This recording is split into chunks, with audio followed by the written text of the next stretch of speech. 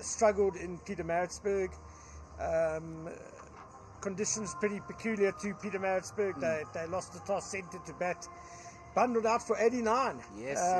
And then got hammered by 9 wickets. So that was a real turn up. To the and so that's going to be quite interesting today, because now you don't want to go 0-2 and having 2 losses to start the season. So that's going to be quite interesting.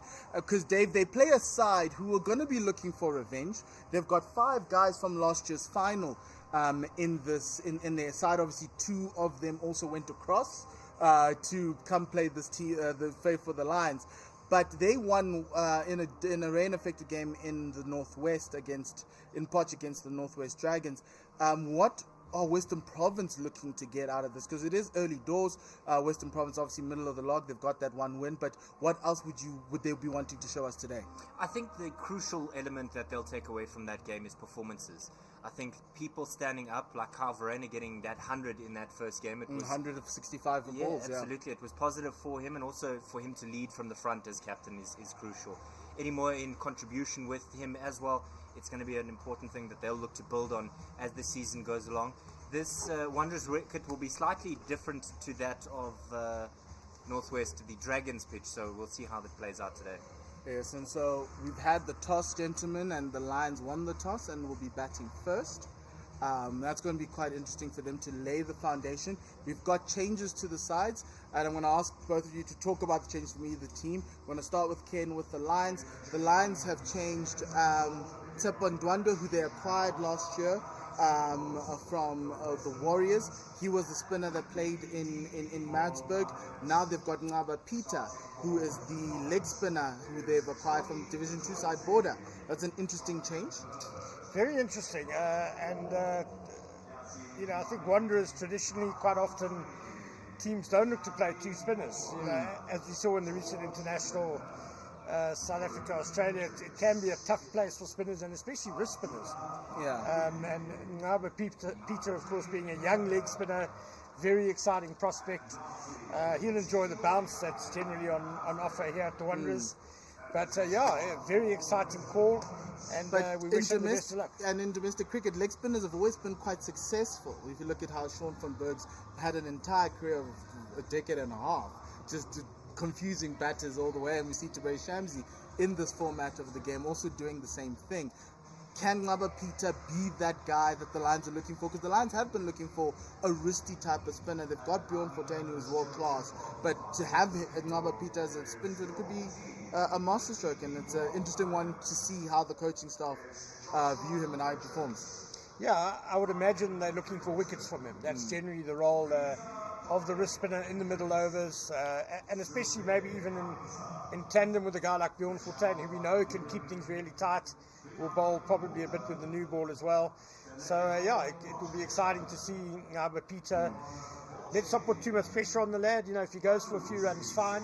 But let's hope he takes a couple of wickets. We'll see. Hopefully the fans won't be too hard on him in his debut for the Lions.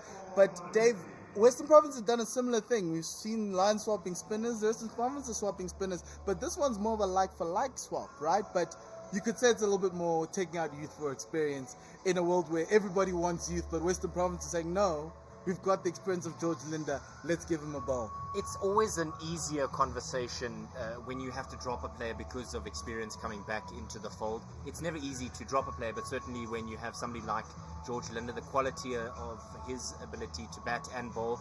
I'm casting my mind back to the game last year at the Wanderers where Province came right against the Lions. In that game, it was George Linda who really broke the back of that small total in that encounter to help them get over the line with Bjorn Hendricks in the end. So I think that's where the confidence comes in. They're looking to partner some experience with some youth, but specifically with Linda coming in, it gives you an option with the bat as well. Yes, and the batting lineup looks a little bit long now. George Linda's probably going to be batting at number 7 today, which is, I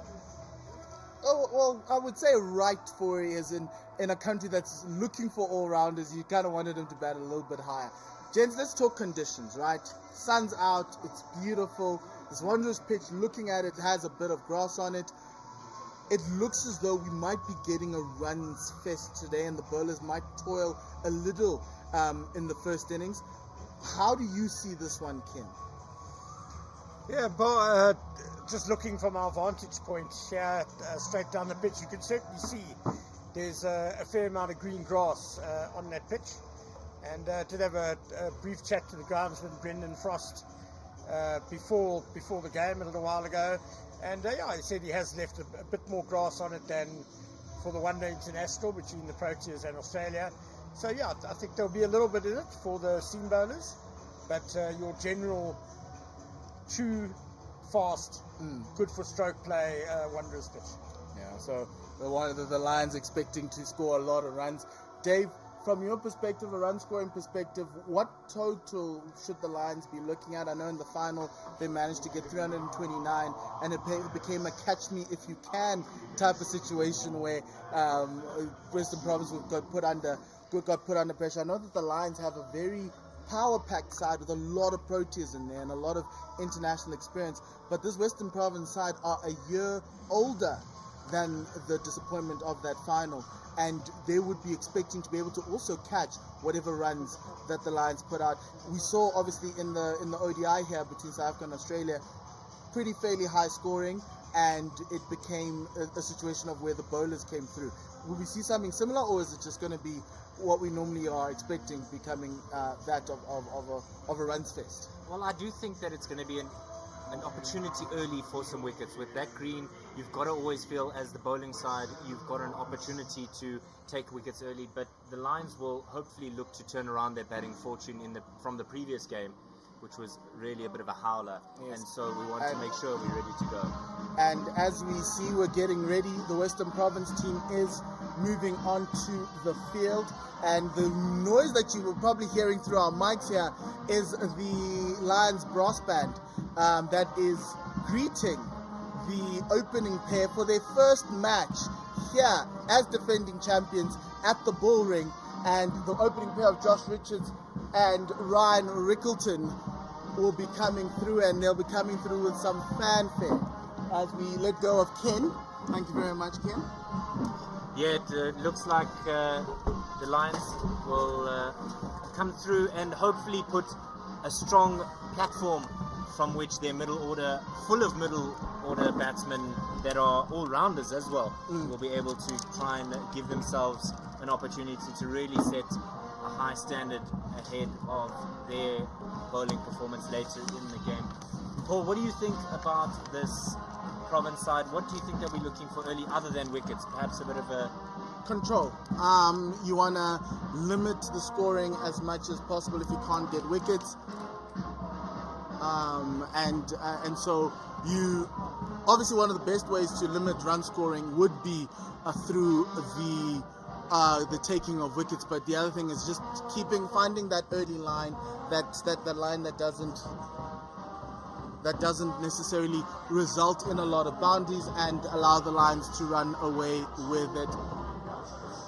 To those who are just joining us right now, welcome to this broadcast of the CSA One Day Cup. It's match number 6 in today in the season. The season started last week. There is another game, that is the Titans against the Paarl Rocks, the G-Beds Rocks in Centurion, and we are ready for the bowling off the golf course end. It will be Nandre Berger left arm far seamer to 2 slips. You've got Calverena, captain of Western Province, with 2 slips, a gully, man at cover, man down at third man as well, and mid-on and mid-off up in the ring, as well as square leg in the ring. First ball down the leg side will be called wide by umpire Abongile Sodumo. He will be the umpire at the golf course end, and the umpire at square leg right now is Philip Foslu. He'll be umpiring from the caller drive end. You also have umpire Ellis, R. Ellis, as a third umpire today. 2 slips. They'll be looking to Nandre Berger to get that ball across Joshua Richards, who's taken first ball, but now hopefully we'll get the first legitimate ball here, David. Yeah, just a bit of length there from Nandre Berger. Tried to push it too full in that previous one and was wayward with his line. Yeah, he was, and you kind of can allow that for a bowler who's coming left arm over to a right-handed batter, there will be that one that swings in, and you are hoping to get the in swinger, which is why you have a field such as this. You've got protection on the leg side, largely with that mid-on and that square leg, and you've also got that fielder at wide, fine leg. Swan again down the leg side, rising bounce. That's an interesting one to note. Yeah, good bounce there for Calverine to take. I think the Lions were frustrated at the inconsistent bounce at yes, Maritzburg Oval. To a certain extent, that's what it is. But that's what teams are trying to build, and that's what you want in the CSA competition. That every team kind of creates grounds and pitches that suit their kind of play, and if that's how the AET Tuskers would like to play on pitches that will even out the batting, that's something that they're looking to. Andre in down the leg side again, third wide of the over from Nandre Berger, just struggling to get that line together, and it's really hard here at the Wanderers because the moment you just stray outside that fourth stump channel, Dave, you know what happens. Runs start to flow. Yeah, it's something he'll want to rectify very quickly. And there's no room for error in one-day cricket when it's the other thing with the field, and I think our viewers might not notice, it is set up for him to be very straight on that off stump. There's no room for error on the offside. Now that's the first ball, first shout in anger, and umpire Sodumo says no, it was full. A little bit of bat, two noises there. Yeah, it may have been a double sound, and that's why they were denied that opportunity to get their first wicket. But I think importantly, you're watching Nandre Berger, there's very tight to the umpire, not looking to go all that much across Josh Richards. So perhaps that's what they found in their pre-match preparation, that he is susceptible to the leg before early in the game. And to cramp him for room, right? He's a free-flowing batter, and they don't want him to extend those arms. That one's a lot straighter and a lot more dangerous as that appeal goes up. But umpire Sodumo walking away from his station. And it's always a reality that as a left-arm bowler, when you're coming over the wicket to a right-handed batter, that LBW call is always going to be a difficult one for the umpire because of that pitching outside the leg stump more often than not. There's too much swing there. That one swung away a little bit too much, and to Joshua Richards' luck and fortune, likely for him that it goes 4 without loss, no runs off the bat, just leg. That last one was a leg by. Here's an interesting one. To the left-handed batter, to left-handed Ryan Rickleton, you've got 3 slips. This is saying you can stray a little bit with your line. Just outside that off stump, you can maybe even go to 5th and 6th. Exactly, because you've now got a little bit of an attacking field there.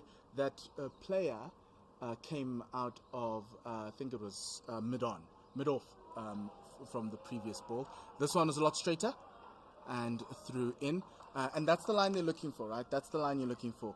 Slip Corden, Eddie Moore at 3rd slip, Buren at 1st slip, and John O'Bird at 2nd slip. Very experienced slip Corden. If you just look at Buren Hendricks' 100. You wouldn't traditionally expect Buren Hendricks to be in that slip. It's his 100th match for Western Province, so maybe today he's told everyone that he's fielding at 1st slip. Yeah, the whole day. 50 overs. Berger in. That's a better ball, much better line, and effectively you're telling Ryan Rickleton, if you want to hit at that, good luck, because that one's probably going to go to my slips if you try to get back on that one. A lot of pressure in that last game on Ryan Rickleton's shoulders. He was the leading run scorer in last year's One Day Cup, and again he showed his performance last week with that 31, I believe it was. Yes, Rickleton scored 452 runs at an average of 64, and he was the only batter who seemed to make that pitch look a lot more sensible. Down the leg side again, the 4th wide of this over by Nandre Berger. This over's now gone for, he's bowled 9 balls already. Even 10, actually. I don't think the Lions will be too unhappy with it. Any opportunity to get some bonus runs and really put them under pressure. Oh, look, if I'm Russell Domingo and Hashim Amla, I'm wanting Nandre Berger to exhaust himself in the first over, because is there a more calmer dressing room in all of world cricket? Surely not. I give you the one in Kabeja right there. There we go. off the middle of the back. That was a half tracker outside the off stump. I don't want to say this, Dave, but that one Nandre Berger just said, let me just get this done. 10 balls in that over that he's bowled. He's just giving him a freebie He just there. threw it up there and said, look, I just want to go to field at fine leg. First boundary of the day. End of that over. It's 9 without loss. Ryan Rickleton on 4 for 3. Joshua Richards still yet to score.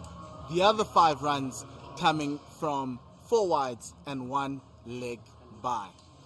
Here we go. From the call it drive end, it will be Buren Hendricks, the left armer, in his 100th game, averaging 30, and he's got 135 wickets to his name. Best of 5 for 31 against Titans at the proverbial home of cricket, or that's according to Coach Jeffrey Benoni. Congratulations to Buren Hendricks. Benoni, son of my sorrow. That's what I always call Benoni. But Buren Hendricks playing his 100th game for Western Province, 100th game, One Day Cup game for Western Province it's an incredible achievement for him. He's been in South African cricket there and thereabouts, playing for the Proteas, doing everything right whenever you called him up. And here he is, left arm over the wicket to Joshua Richards. There's clearly a tactic here from Western Province to ensure that they tighten up Josh Richards. No freedom there because they know how good he is on the pull and the cut, and so they just want to tuck him up in that space. I mean, Josh Richards averaged nearly 60 last season, 59.6 with 298 runs. We've got a shortish mid-wicket now. Previous over we had a square leg. Now we've got a shortish, slightly catching mid-wicket. I actually don't know. He's like in no man's land, right? He's mid-wicket on the ring. Yeah, he's not. But the question right is, on the square, are you stopping the on-drive? Or the mistimed tuck off the hips, I think. Or yes, or waiting for the catch as he's walking in with the bowler, and nice little one off the square to the fielder at point.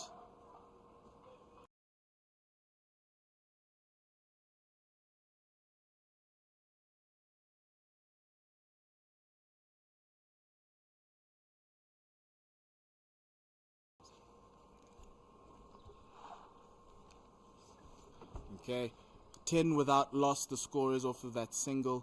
Buren Hendricks looking to try and open up a breakthrough for this Western Province side. First over for them didn't go well, went for 9 runs. We're looking to calm things out. There's a bit of chaos going out there in the middle for Western Province. Extras increasing. So 2 left arm seamers and just the 2 slips for Buren Hendricks to Ryan Rickleton, not 3. That one came off a length, hitting him high on the gloves. That's the bounce we normally expect here at the Wanderers, Dave. Yeah, it's true bounce. It's even carry through to the wicketkeeper. It's not enjoyable if you are facing as a batter all the way through, but certainly one that Buren Hendricks and his partner Nandre Berger will be relishing to release those bounces. Good to see Ryan Rickleton back in the fold. He did have that ankle surgery earlier in the year to sort out his ankle.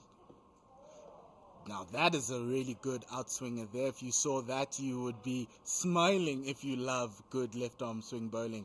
And it's something that the batters now need to put in their minds, that now this ball is moving early doors. And I mean, look at where Calveren has taken that in between first and second slip. Goodness me. So Eddie Moore at first this time with John O'Bird at second. Yes. Third man, backward point, cover, mid-off on the offside. And that's also off the toe end of the bat, but straight to that fielder at mid-off. That is Ntiwe Kayanabe, one of the acquisitions this season for Western Province. Nabe coming back from the Warriors, and he was a Western Province. He started his age group cricket in Western Province. Proverbial homecoming then. It is, and that's essentially how they've done their acquisitions in the summer. It's all about trying to get the guys to come back and having a guy like Buren as well come through. This one a lot straighter, and Rickleton just playing it back out to the all-rounder, the tall man, the man who did a job in Potchefstroom. That's Michael Mpongwana. So essentially over the past 2 seasons, when we've started this whole new structure, the Western Province was Western Province were looking to try get guys to come back home, get guys who've all previously played for them to come back home. Bjorn Hendricks came back into the fold. Nandre Berger also was acquired last season, and then now they're getting Tuakai and now they're trying to build a core of guys who grew up in the system. And that's quite interesting, and especially in a year where they've also let go of a couple of guys in Zubair Hamza as well as Tsepo Moreki. Nandre Berger looking to continue. First over went for 9. He conceded 5 extras in that over. Hopefully this time he'll be getting his line right.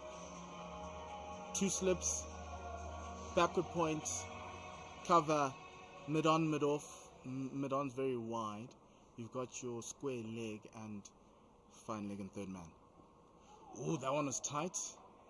Josh Richards moving across his stumps there a little bit. Is he trying to close out the angle? I think that's what he's trying to do, get across his stumps and then work it square of the wicket, because that square leg is in front of square. He's to the left of the square leg umpire. So really, perhaps feeling the confidence that he can get at least one to go to the fine leg. So Josh is looking to get it in that gap, right? Yes, so to move between across square leg. and to just So either get widen. one to fine leg or in front of, or behind square rather, to get the 4. Nandre in for the second ball. Now that one came in a little late. A little bit more bounce, surprising Josh Richards there. Nandre Berger. Bit of retribution for him here with He the can first 2 crank it up, deliveries. and that's what Certainly. I'd want him to do, right? And that last ball was him cranking it up. You can get nice bounce off a length, and it surprised, looked like it surprised Josh Richards. A bit more control here for Calvarena's charges in this third over of the day. That one was full outside the off stump and defended out to mid off. The last time these two sides met, the Lions put on 142 without loss in that final. Josh Richards in that game, 94 from 102, and it took a spectacular catch from Bjorn Hendricks to dismiss him. Ryan Rickleton in that game, 75 from 62. How they would love to get. But that's essentially the strength of Anything this Lions team. The top 4 are the ones who... Nice ball. Bit of an outside edge there. Down on the ground to Tony DeZorzi. Nandre's found his line and length now. That's the line you're looking for. You effectively want him to come forward with a forward press, maybe get a bit of an edge to the slips. But this line side is looking at these 2 to lay the foundation, as well as the other 2 in the top 4. That is Zubair Hamza, as well as Dominic Hendricks. That's essentially the way they want to play, and then have that lower middle order of Mitch van Buren, Vian Mulder, and Delano Porter, to a certain extent Bjorn Fortuin, to then take the score on once the foundation has been laid. Much better there from Nandre Berger. Just the line and the length is far better. I think when he's trying to go for that fullish length into the pads, I don't know if it's where he needs to look. You've got to look to utilize the bounce here. You've got 2 slips eagerly waiting for you. If you're going to upset the rhythm of Josh Richards, you've got to use that bounce. Maybe pull it back slightly in that back of a length region. Last ball of Nandre Berger's second over. Down the leg side, bit of an LB double. Oh, he's bowled him. Berger through the back door, down the leg side, taking that leg stump. And Josh Richards, who's struggled under Nandre Berger, largely because of Nandre Berger's wayward bowling. But in the over that he gets it all consistent and right, he walks off with a wicket maiden. Josh Richards out 4-1. Yeah, it was a bit of a fortuitous wicket for the Western Province side. Richards gone for 1 from 11. And I suppose maybe that wayward bowling is what had gotten into the head of Josh Richards to not allow him to settle at all. So he got him with the bad ball of the over. That's essentially what it was. Nandre was doing really well, getting in that off-stump channel, just outside the off-stump, trying to cramping him for room. And the one that comes down the inside, it swung a little bit more. down the leg side. Richards had already moved. Remember, he was moving in this thing, and he got to the top of leg stump. A wicket Josh Richards is not going to be happy about at all. No, and I think that's something that the Lions would have been looking to remedy after a number of soft dismissals in that game against the AET Tuskers, but it now turns once again to the captain, as it often does, to come out and rectify things, stabilize things. Dom Hendricks in his 110th game, 38.7 average, currently 3,000 runs, and his highest coming against the Warriors at Buffalo Park in East London, 116 not out in that instance. If there ever was a man you could call Mr. Joburg, Mr. Lions, Mr. DP World Lions, it is him, Dominic Hendricks, captain of the side. He has been Joburg boy through and through. St. David's educated, and he is captaining the side. And the only thing you could say about off the middle of the back, that was a half tracker for higher honors. As we look at the replay, we'll get that replay going later on.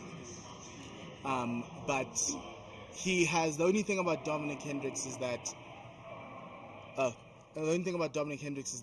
he didn't get necessarily high honors. But we're now here from the caller drive. Bjorn Hendricks to Ryan Rickleton. Gets a ball that goes through past the edge of the bat. Lovely bit of bowling there, squared up Ryan Rickleton.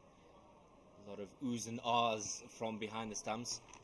But as we said in the preparation for this game, that there is something in it for the bowlers. We've seen a number of balls that have been swinging away from the left-hander, and it's just that one that maybe comes back a little bit that could find Rickleton in trouble. But great bit of bowling here from Bjorn Hendricks. The Protea International in this side, Bjorn Hendricks. Down the leg side. It's a nice, lovely chase, but the ball's going to not win this one as George Linder comes out from a fine leg. He is the other Protea International on the side. He throws it to the third Protea International on the side. That is Carl Verena. Good to have George back here, David. Yeah, no, it's a crucial addition to this Western Province side. Not only with the bat, as I mentioned in the build-up, but also that left-arm spin. A lot of people have been questioning where George Linder has been, as we see the Proteas are getting their team to the World Cup. But here's Bjorn Hendricks again, edge and gone, gone to second slip. Great catch there by John O'Bird. Really, really awesome catch and great ball. And first wicket for Bjorn Hendricks in his 100th match. Absolutely flew there to John O'Bird. Head high catch. And I said it, if you're going to flash outside that off stump, those men in the slipper cordon are going to be waiting for you. So that's the end of Rickleton. Ryan Rickleton out for 6 off of 10 balls. Also couldn't get his innings going. Caught John O'Bird at second slip. Bowled by Bjorn Hendricks. Really good ball. Just that swing again, Dave, doing the damage here for Western Province. Yeah, I kind of commentator's curse there, because I said if you probe outside that off stump, you're going to get something. And double delight for Western Province as the Lions are struggling again at 12 for 2. That's 2 wickets in 4 balls by Western Province. They didn't have a great first over, conceding 9, but ever since then, that is 9 balls later, they've taken 2 wickets and they've only gone for 3 runs. Now here comes a story out of the revenge. I wouldn't say revenge, but out of the I want to show you up. Okay. The former Phoenix Western from Province. the ashes. Kind of. The Okay. former Redemption. Western Province player, now wearing the yellow of the Lions. That is Zubair Hamza. He was in that final. He played in that final here at the Imperial Wanderers for the Western Province. And now the next game that they meet is here at the Wanderers in his new team colours. This is considered to be one of the best signings of the off-season in domestic cricket. Can Zubair Hamza prove to the Lions faithful, the small crowd that's here, that he can be that guy, be that anchor for this Lions side? Yeah, it's going to be an important day for him. He's got to look to really settle down and anchor himself with the DP World Lions captain Dom Hendricks. 2 new men at the crease, and that could really provide an opportunity for Salt to go into the wounds for this Lions side. Good to see some fans coming through. It is free admission, so if you're considering whether or not you should join us, you should. It's a marvelous day here. Set fair. It's always a good choice to come to the cricket. It's never a bad one. It's always a good one. And revamping the stadium, everything looks really nice, and it's a really great day out. If you're wondering what you want to do, come watch South Africa's domestic cricket. Come see the stars that you'll be seeing in green and gold in the future here at the Imperial Wanderers, DP World Wanderers. 2 slips, anxiously waiting. Yes. First ball, here we go. To Tony Dezorzi. They know him, he knows them. And first ball driven down the ground, straight to mid on. And Tiwa Kayanabe picking that up. The fielder there. They know him, he knows them. Bjorn Hendricks has bowled many balls in the nets to Zubair Hamza at Western Province. So too Zubair Hamza has fielded a lot of balls from this Western Province attack in his time at Western Province. It's his first move away from his hometown team, and he's come up here in the north to supposedly the land where batters thrive, but so far the batters are not thriving as Hendricks comes in again. This one gets him off the thigh pad very high. Not going to be an LBW appeal, but you can see what Bjorn Hendricks is trying to do. Similar tactic to what they did with Joshua Richards. Try get the ball across the right-hander, but not too far out. Try hone in on the top of off, and if the ball does swing in, you're going to get moments like that you've just seen there. Just seeing umpire Philip Vosloo just grading the landing mark of Bjorn Hendricks, maybe trying to flatten it out. We have a leg slip here for Zubair Hamza, catching position. On the left-hand side of your screen there. That one is, it's a double bluff. You've got leg slip coming in, but you're going to bowl it across him. Easy single for Zubair Hamza. Quick one at that, trying to get to the other end. End of that over. It's a wicket over. 3 runs were taken, and it's the Lions are 13 for 2. Yeah, just 4 overs gone, and already the Lions having to do a bit of a repair job. But if there were ever 2 men that you could probably comfortably rely on in a situation like this to pull you out of it, it's these 2 calm heads, both of them. So remember, we're talking earlier about the top 4 of the Lions being the foundation, and knowing Russell Domingo in his time at the Proteas, he was always loved that his top 4 take him to the 30 over mark. He didn't want to necessarily lose as many wickets by the 30th over, because he felt from over 30, that's when you can then double the score, then attack the opposition. Here, now he's in a little bit of trouble. These 2 effectively have to bat the next 26 overs without losing. Nandre Berger into Zubair Hamza, this one swinging in off a length, and with a bit of bounce there as well, shouldering arms, does Zubair Hamza. A little bit of chat there from Nandre Berger to Zubair Hamza, and Dom Hendricks just coming down the wicket to remind his Look, there's colleague. There's going to be a little bit of niggle. He left them, and everyone's like, we're going to show you. You think you're slightly better than us? We might. We might want to do that. But on the other side, Nandre Berger did also leave the Lions and go to Western Province. So there's a lot of stories here. And this one's a lot wider than normal. But it was interesting that Zubair didn't go chase that one. Yeah, he didn't go after it like Ryan Rickleton did in his dismissal. I think they know, like you said, they've got to bat. There's still so much time in this game. There's so much time. And if they can get to that 30 over mark, 35 over mark with maybe only 1 wicket falling in that time, it will be a much better platform for them to launch. And then that's what you need. But obviously this is a difference to that final, because now, now that was a beautiful ball. Really, really great ball. Pitching on off stump and then just cutting in. It's cutting in. That's how beautiful that ball was. Great ball from Nandre Berger. He's now found his rhythm. Yeah, it took him, 9 deliveries in the first over, but he certainly got there when he needed to. He's taken a lot of balls to warm up, and right now he is on a purple badge. Hasn't conceded a run since that first over. And that's another beauty. Past the off stump. That Woo! is an incredible ball, followed up by an incredible ball. Nandre Berger seriously fired up. He's looking to unsettle Zubair Hamza, who's now meandered, as you can see, towards square leg. But the problem is you go to square leg and there's another man who wants to have a conversation with you.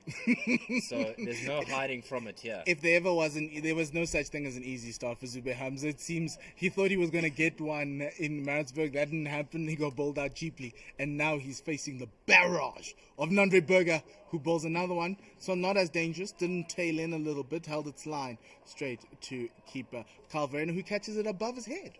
Yeah, certainly shows an air of confidence as well from Zubair Hamza to just leave that one alone outside the off stump. Knows exactly where his off stump is, and that's such a crucial element for any batter, to know where your head is in line with off stump. Last ball to come. No run scored off of the last 2 overs for Nandre Berger, and it's going to continue like that. Another maiden over from Nandre Berger. This time wasn't a wicket, but he is purring like a Ferrari. Yeah, great bit of bowling there from Nandre Berger. And it shows his class as well to immediately remedy his error in the first over.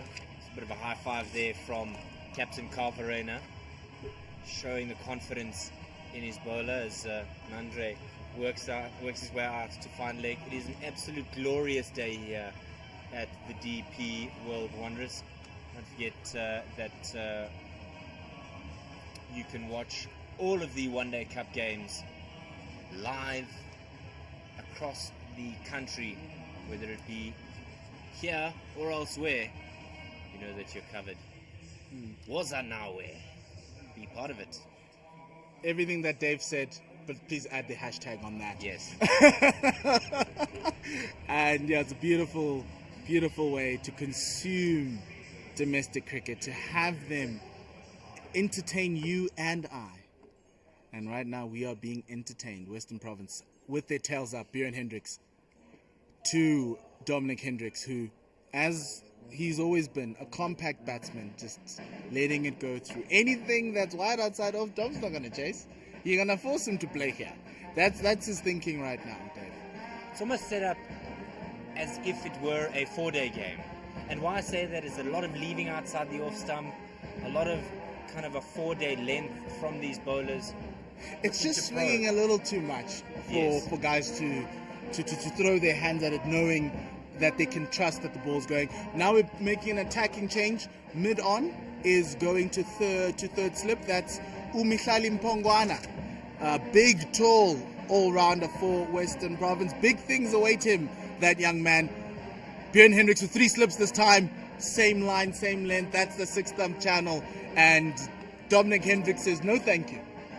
Yeah, and you almost think that the length that will be forthcoming here is going to be a fuller one. Try and gauge it in terms of where he wants to land the ball. And that brass band that makes this one of the best entertainment centers in all of South African sport. That is the DP World Wanderers Lions brass band, giving us a little bit of entertainment and some background music for you too. Bjorn Hendricks in edge, caught by Carl Verena. That's 3 wickets in 4 overs for the Western Province, and it is their talisman, Bjorn Hendricks, being caught, getting that ball to swing away from Dominic Hendricks and getting out the captain of the Lions to be caught behind by Carl Verena. Yeah, you just mentioned that he wouldn't chase one outside off stump, and what has he done? He's done exactly that. So, great bit of work there by Verena to make sure he cleans it up.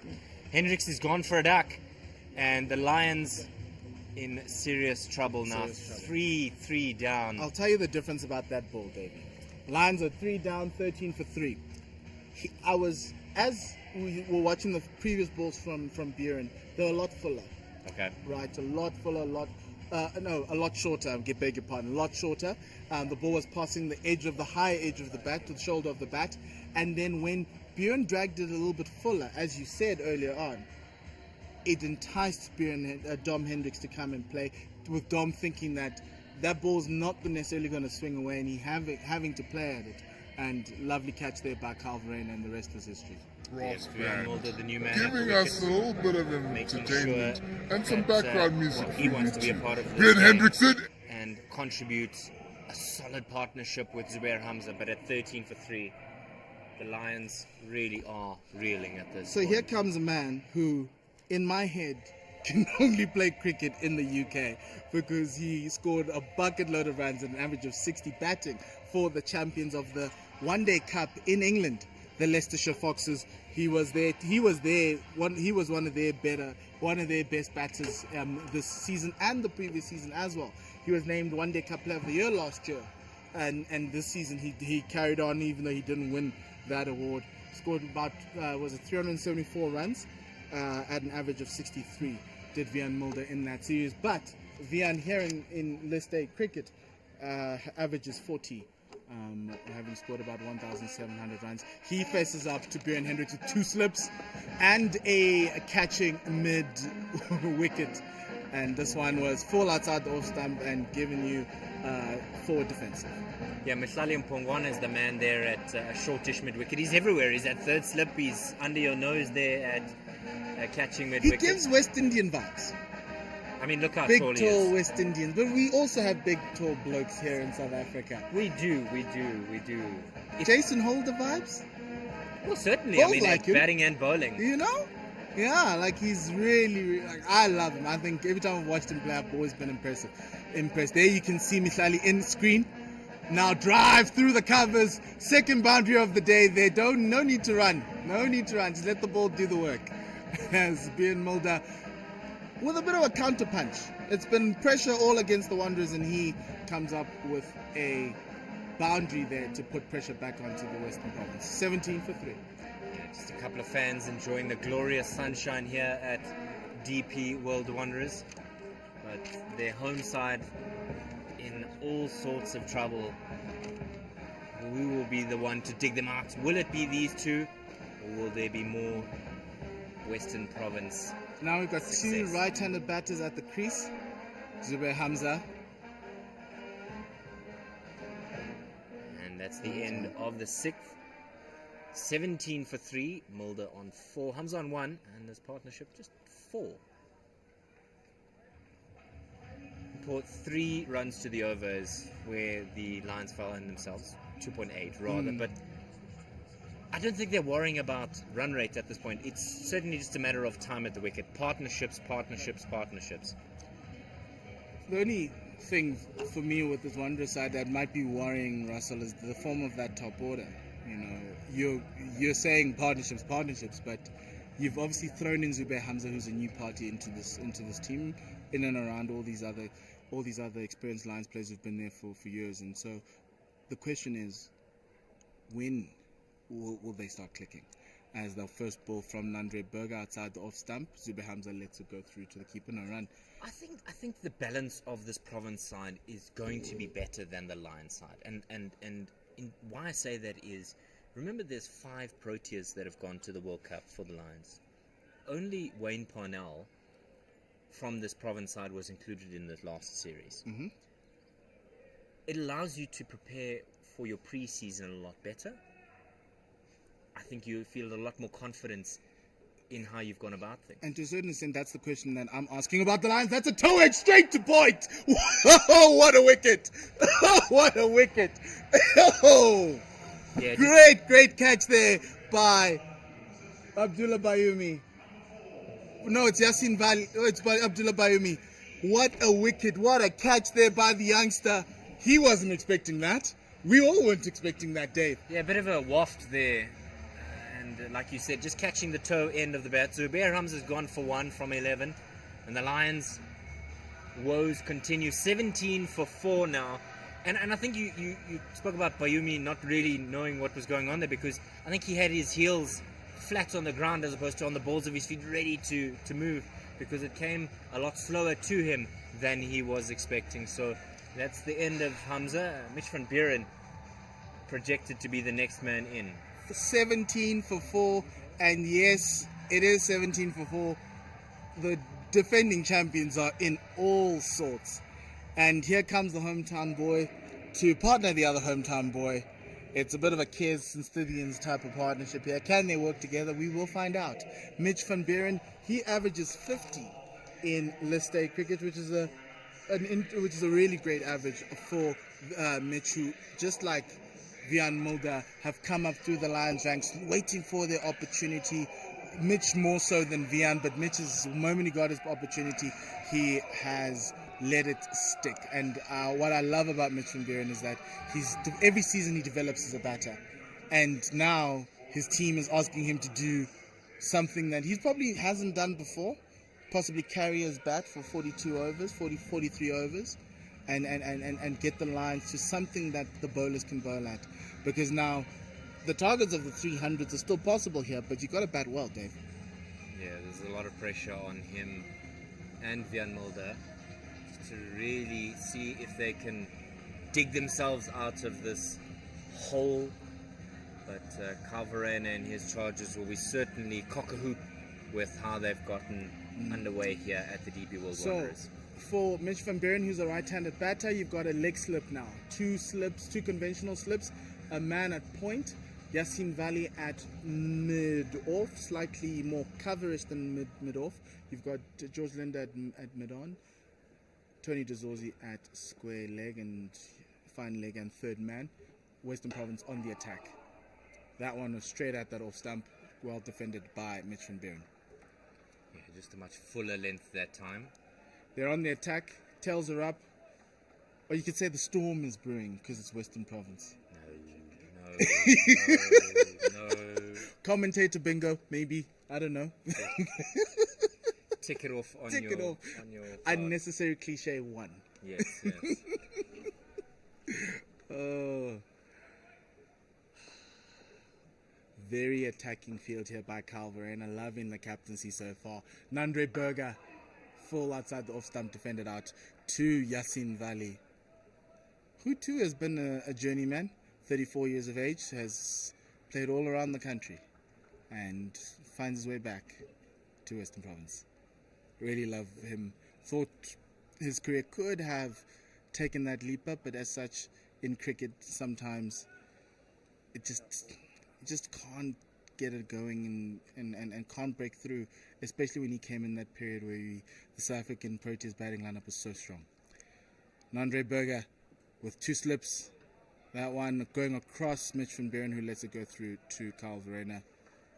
And just coming back to that previous dismissal, Paul, I just commended the batters for leaving alone outside the off stump, not chasing anything, and then a bit of a rush of blood there in It was fishing short. at a short, wide one.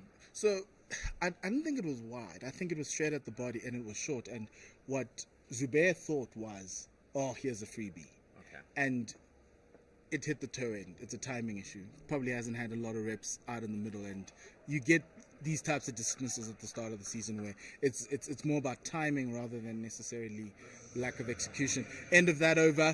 Another maiden over by Nandre Berger. He's gotten 3 maidens in a row after that first over of 9 where he conceded 4 extras. 17 for 4, Lions in a whole heap of trouble. And those are the type of dismissals you get in early season. You get the edges to slip, chasing wide ones. And then you also get something like that's an anomaly. You know, when you go back with your video assistant in the hut, it'll be, what were you thinking? Well, it was short, it was there to be hit. I just mistimed it. So it's an execution issue rather than the wrong shot for... Yeah, I think it was the right shot, just horrible timing. Björn Hendricks, 2 Vian Mulder with 2 slips, that one goes across the right-hander. Hendricks starting his 4th over. He's got 2 for 8, mirroring that of his partner at the other end. A century of matches for Björn Hendricks, and he's taken 2 wickets. In the last game, Björn Hendricks took figures of 3 for... he took 3 wickets, 3 for 52. 3 wickets for 52 in Potch. He surely is enjoying this away start for Western Province on the high felt. A little bit of bounce, a little bit of carry. Potch, similar conditions to the Wanderers. Looking for the quick single, nothing. That is nearly went through. That was very close. Close to a bit of an LBW there, and if he missed that, that was off stump going. So Vian Mulder has his wits about him this morning. It's a difficult balance that you have to strike, Paul, with the wanting to make sure that you are patient enough in order to not throw your wicket away, but you also want to make sure that you're actually scoring runs. You don't want to let the game stagnate, and that Lions change room will certainly be wanting to rectify this. I don't see the early coaches calamity. there, which means that they're probably in the dressing room chatting to the next batters down the leg side, and it will be 4 runs. He just tucks that away off of his hips. It's leg buys by umpire Philip Vosloo, so we thought he just got a small tickle of the bat. I'd like to have a discussion with umpire Philip. But Vian might be the one who wants to have a discussion with umpire Philip. But another set of extras to the extras column for Western Province. The runs off the bat right now are quite surprising. We're just competing for sound here with the stadium, as well as the Turkish Airlines aircraft that is really a giving lovely the scenic aircraft. view of the Johannesburg skyline. One thing I can tell you is Istanbul Airport is a sight that everybody should be able to see. Ooh. Björn Hendricks coming around the wicket now to the Vian Mulder. Trying to cramp him up for room with 2 slips. Nearly chopped that one onto his own stumps there. There's a loud exclamation from the men in blue. And you see Vian Mulder practicing that shot of a pull rather than a defensive. What a shot. difference a week makes. Last week, Vian was in England playing for Leicestershire, carried them through into the semi-finals with a really lovely knock. Plays in the final on the Saturday, which is 7 days ago. Gets out for a duck. Comes to South Africa, plays on Wednesday and doesn't have the greatest of showings with the bat. And here again he is trying to save his team after they've lost 4 wickets. It's a different contrast, but what the Lions are hoping is that form he's carried out in England comes through here to South Africa. And also the South African coaches. I know the team is going to the World Cup this evening, and they'll still be having keen eye on Vian Mulder for Project 2027 to see if he can't be one of the main stars of that Proteas team when we host the World Cup here in 2027. Short ball over the head, and to end that over, 4 leg buys, 21 for 4. And at the end of 8, the bowlers are matching one another. 8 runs from their 4 overs and 2 apiece. The extras column has 9 written on it, which is an indication of the type of bowling. We've got fans in here today. If you're watching at home near the Wanderers thinking, actually, let me go. You can go watch at the Wanderers and have us in your ears listening to the commentary. We are live, so you could do that too. Free access. It's free. It's free. You don't even have to pay for parking. It's free. Yeah, good to see some of the fans coming in, enjoying the Johannesburg, I suppose it's still spring sunshine. It's the spring equinox today, so happy spring day to all. I thought that was the 1st of September. I said it was the spring equinox. Forgive me. So, bit of a change in the field. Square leg making his way out of his position and going to the 3rd slip. It's Eddie Moore. And Tony Dezorzi coming out of the covers, and he's going to go to that mid-wicket region. TDZ with his beautiful locks.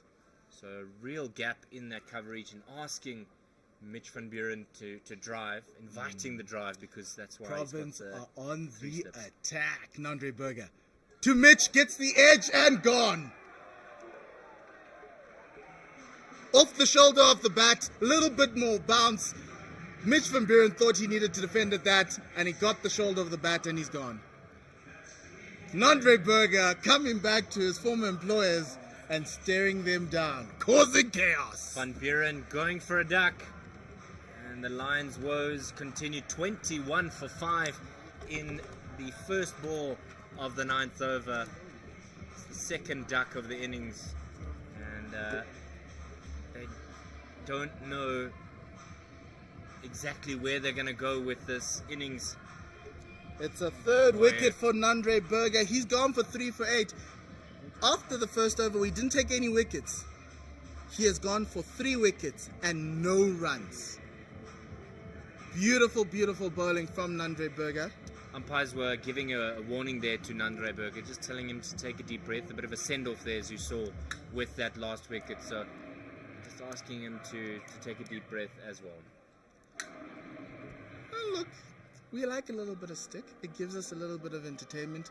But here we go. Disaster, disaster, disaster. If you are a supporter of this team in yellow, a man who lives in Joburg, someone who supports this Lion side, it is disaster. It is complete disaster.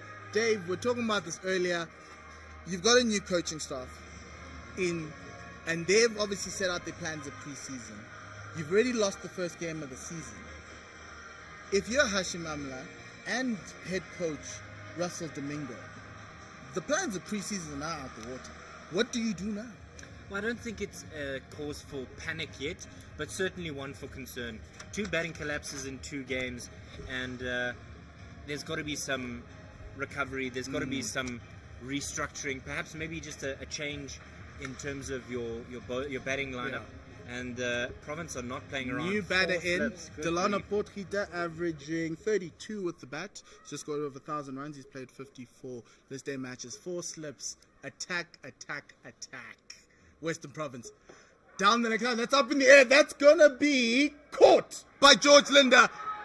And it's 2-2 for Nandre Berger. 4th wicket for him. 21 for 6. Western Province are on the charge. If you are a Western Province in the area, come through, because this Lions innings is really not something that you want to see if you're a Lions fan. But if you are a Province fan, boy oh boy, today is your day for success. And well done to Nandre Berger for his 50th list A wicket. He's on a hat-trick with a full ball there to Delano Potgieter. Got a bit of a leaning edge to it, down to square leg, down to mid-wicket, and George Linder did the job. 50th wicket there for Nandre Berger in List A, in List A cricket. So congratulations to him. There were a few wickets that came from when he was here at the Lions, but now at Western Province, he is their talisman. He is the man they attack with, and attack they are. Take nothing away from Bjorn Hendricks, because his contribution at the other end has also been vital to continue the pressure. He's on a hat-trick as well, so 2 wickets and 2 balls, and Nandre Berger could get his 5th. And the next batter in, coming through, is the man who just missed out on a World Cup call-up, Bjorn Fortuin. Yeah, his high score coming against the Titans in 2021-22, averaging just 17.8, and imports it's more now just avoiding the lowest totals ever. So now we're at the point where we now start throwing around the lowest score stats. Okay, so lowest score at the Wanderers, the new Wanderers, is 61. That was Transvaal, which is this team, against Eastern Transvaal, which is the team out in the East. That was the 1994-95 season. The next one is 76, with Northwest playing Gauteng in the 99-2000 season. And yeah, it's not a pretty reading. It's not pretty reading here for the home side. We thought what happened on Wednesday was an aberration. It seems like it's no longer an aberration, but it's starting to become a pattern. Yeah, we were talking ahead of this game what it means for these two sides to pick up a victory here, but Nandre Berger has come now and said, well, certainly today is my day. 4 wickets. He's on a hat-trick. He's got 4 slips in place. I thought they were going to go with 3 slips and a gully, and there's still a conversation between Carverena. Michali's like gully light, but no, we're going leg slip. Okay, so 3 slips, backward point, and a leg slip for Bjorn Fortuin, who's the right-handed batter. Bjorn averages 17 with the bat, but it's a hat-trick ball, everybody. Let's see. Can he do it? Nandre Berger. Ooh, fallen straight. Defended out well by Bjorn Fortuin. Bit of an exhale from everybody there. It so nearly could have been his 5th and a hat-trick. How incredible would that be for Nandre Berger? 21 for 6. Calamity is the right word, I think. Michelle Mpongwana is doing exercises here on some cappy. Give me the ball. But the Lions bench asking themselves, what's going on? It feels like they're in Maritzburg all over again, but actually they are at home. Berger in again with 3 slips and a leggy. Ooh! How did that not get an edge? How did that not get an edge? Just going across the right-hander there. You can see Calvarena on the floor there. He's asking himself the same question I just asked. That existentialism about what did I do wrong as a captain for that not to take an edge. Wow. Woo-wee. Western Province. Come on. Looking so good. Just building on that victory at the Oval. JB Marks over in Potchefstroom. Nandre in again. This one a lot straighter at the legs. Defended out by Bjorn Fortuin. Well, we saw Bjorn Fortuin at the AET Maritzburg Oval trying to kind of dig himself out of some trouble with a couple of shots that weren't with the norm of how his colleagues had played. And I think that's what he was trying to do, trying to just force the game along, maybe just push back, fight back when they were under. But Dave, some the question pressure. for me is, in Maritzburg, the excuse or the running commentary was, pitch isn't great. What's the answer here? If your line supporter edge first slip, God, it's 3 wickets in the over, and Nandre Berger gets his fifer. He has a Michelle, everybody. It's been a great game for Nandre Berger, and he is angry. I don't know who made him angry, but he's giving you the Jude Bellingham. He's giving them the Jude Bellingham.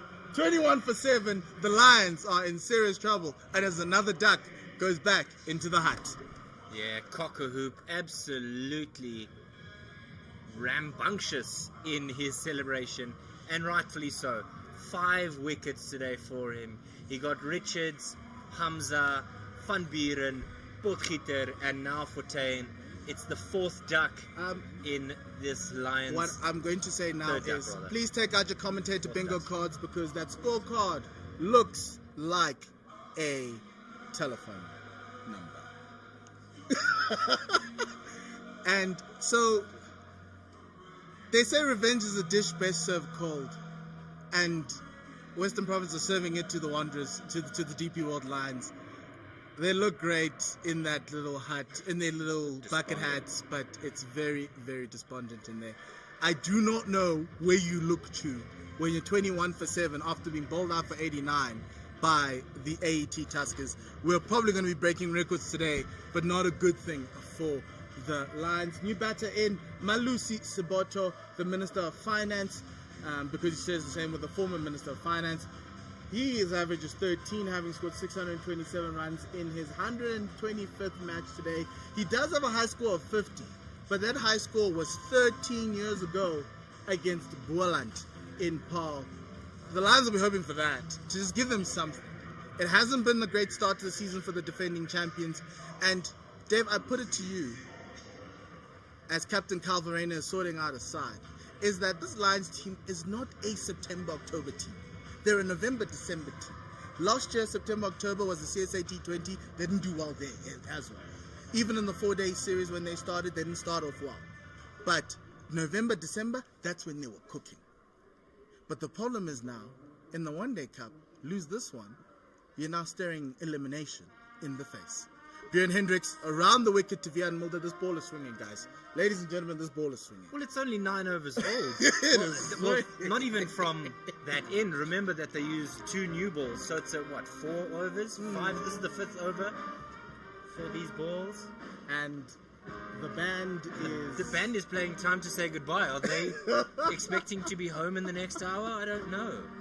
But it has been an immaculate performance from the Western Province side. 4 ducks on a scorecard. I do not know where you turn as a coach. Björn Hendricks in again to Vian Mulder around the wicket. This one straight, driven and well defended and well fielded by the Western Province. That's Yasin Vali at Miran. Umtiweka Nabe, I beg your pardon. Yeah, Björn Hendricks is doing really well at the moment. We've got some news, some music in the background. Seems like it's a slow procession. I wonder wonder if we might get a third bowler, Paul. I don't think you need to get a third bowler.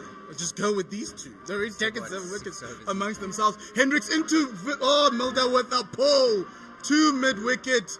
A little bit of a counter punch, a little bit of one in anger. Yeah, Björn Mulder just rocking back there and helping it over the inner ring there. Bit of an error there from Björn Hendricks, but I suppose you can afford to when it's 25 for 7. Lovely shot there by Björn Mulder. Yeah, so at this time, Dave, as the Lions, what are you hoping to achieve? You're 25 for 7. Are you trying to say, guys, to the bowlers, look, you guys don't get that much time in the nets. Here's an opportunity for you to bat for 40 overs. Is that what you're telling the guys? As Hendricks comes in. Ooh, another one that cuts into Björn Mulder. The plan here is to cramp him for room. That's the plan.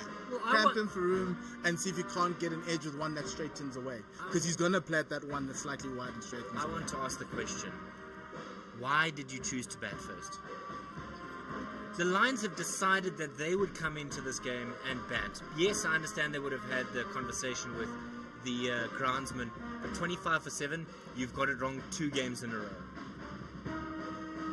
The only other thing would be the embarrassment of what happened in Maritzburg, and they're wanting to fix it, right? I know they didn't win the toss there. Yes. Hendricks again. Ooh, he hung his bat out there. He did. Luckily, the ball didn't catch the edge. Calvarena taking that at a very straight kind of leg slip almost. He's really having to move across with the shape coming off that delivery. Just one ball left in the 10th, 25 for 7. You are hearing that correctly. It is 25%. It is 25%. So I think that's the question, right? Why would you bat first again? And I think it's largely out of the embarrassment. They want to get the batting right, and so one of the ways is to front up. But maybe that's where the mishaps have happened. Last ball in the 10th over. Hendricks into Björn Mulder. He drives this in between cover and mid-off for another 4 runs. Looks like he's batting on a different pitch. He's just dealing in boundaries right now. Björn Mulder moves to 12. End of the 10th over, 29 for 7. As we have a commentary change with Dave going out and Ken coming in. End of the power play. Ken, before we join, let's give the viewers who've just joined what's happened. The Lions won the toss and chose to bat. After the first over, where they conceded 9 runs for no loss, it just started falling apart. Nandre Berger in the 3rd over taking a wicket of Josh Richards. He was caught down the leg side by, he wasn't caught, he was bowled on leg stump for 1 run. Ryan Rickleton then went out to a ball from Björn Hendricks that was caught at second slip by John O'Bird. Dominic Hendricks was out, bowled Björn Hendricks, caught Calvarena, and that score for no runs, 13 for 3. As we see Nandre Berger bowl here with 4 slips to Malusi Siboto, who defends that really well and goes off for a single. Good single there. Terrible times here for the Lions as Hamza, Van Beeren, Delano Pochita and Boerenfontein between them have only managed to score 1 run. Currently Björn Mulder's on 12 without loss, Siboto on 1. It's been the Nandre Berger show. He's taken 5 for 9. It's the first run he's conceded in 4 overs. Yeah, that's the astonishing thing. Nandre Berger conceding 8 runs off his first over and then took 5 wickets without conceding a run. It's been another really very sorry tale for the Lions top order. And it does beg the question, why exactly did they decide to bat first on a pitch that has certainly given the Western Province new ball bowlers some assistance? And again, a bit of shape there from Nandre Berger. It's been noticeable that both the left arm openers, Björn Hendricks and Nandre Berger, have got a bit of swing today. There's a greenish tinge to the pitch, so it's nipped around. There's the usual Wanderers bounce as well. And there's a bit of a humid feel to the weather as well. So Western Province, a really admirable performance, taking full advantage of the conditions on offer to them, as Berger runs in again from the golf course end. Oh, And has that taken the bat, or is it off the body? Umpire Bongile Sadumo is unmoved. Ooh, look. Luckily, that thigh pad came through from Malusi Siboto because I don't think he knew what was going on there. Actually, Vian Mulder, I beg your pardon. That ball shaped in at the right time, and as you say, begs the question: why would you bat first on a pitch like this? But I honestly think it was you're trying to get rid of the memories of Maritzburg, but if I look at this green top, it just screams ball first. Again, that shape into the right-hander. Not as much bounce there, but fuller from Nando Berger, but well kept out by Vian Mulder, who is the only batsman to reach double figures so far in the innings on 12 not out. 30 for 7. 30 for 7. It's not the start of the season that this Lions side would have wanted, but they're going to have to try and make this work. These two are going to have to try get this target to something that the bowlers can bowl at. Again, another dot ball by Nando Berger. Both Berger and Hendricks have really bowled extremely well. They've mixed up shorter pitch deliveries with fuller swinging deliveries, and have really worked out the Lions batsmen, not giving them many run scoring opportunities. And then the Dominic Hendricks dismissal was a classic. You know, he kept him quiet and then bowled him the fuller one that he was bound to have a go, and he edged it. Back of a length, they're coming through for a quick single. Berger will field himself. The key thing here, Ken, a comfortable run. The key thing here, Ken, for this side is this province bowling has been the line. They've been very consistent. Apart from the aberration of that first over, that line has always been there, and they've just been playing with the length. Short fall. And if you look at the Dominic Hendricks dismissal, it was just a situation of one was full, the previous balls were short, and the full one enticed Dom into that shot. And you've seen that throughout. But now we see a bowling change. Mihlali Mpongwana is getting ready to bowl. The question is, can he keep up the same intensity, the same consistency? Because that's what you want, right? You're 31 for 7 up. It's like the Springboks against Romania, 26-0 after 25 minutes. Don't let up. Keep going. Keep that intensity. Keep hunting for wickets. And wickets, they've got 31 for 7 then after 11 overs. Mihlali Mpongwana will be bowling right arm over from the call at drive end. Vian Mulder on strike on 13.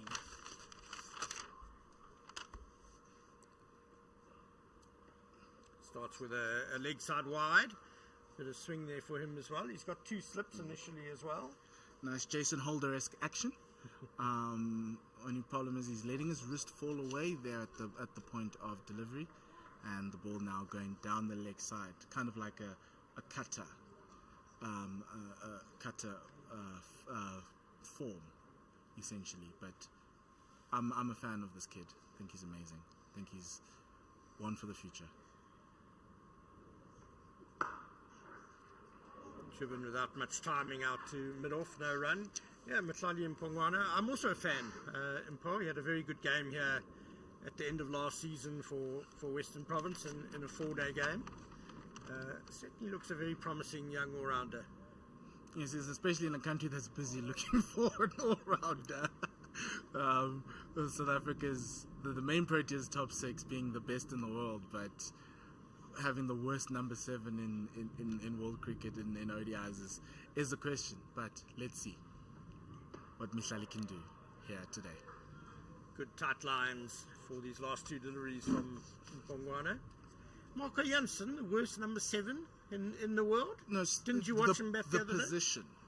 The position of number 7 in the Proteas across all ODI playing nations that are going to the World Cup is the worst.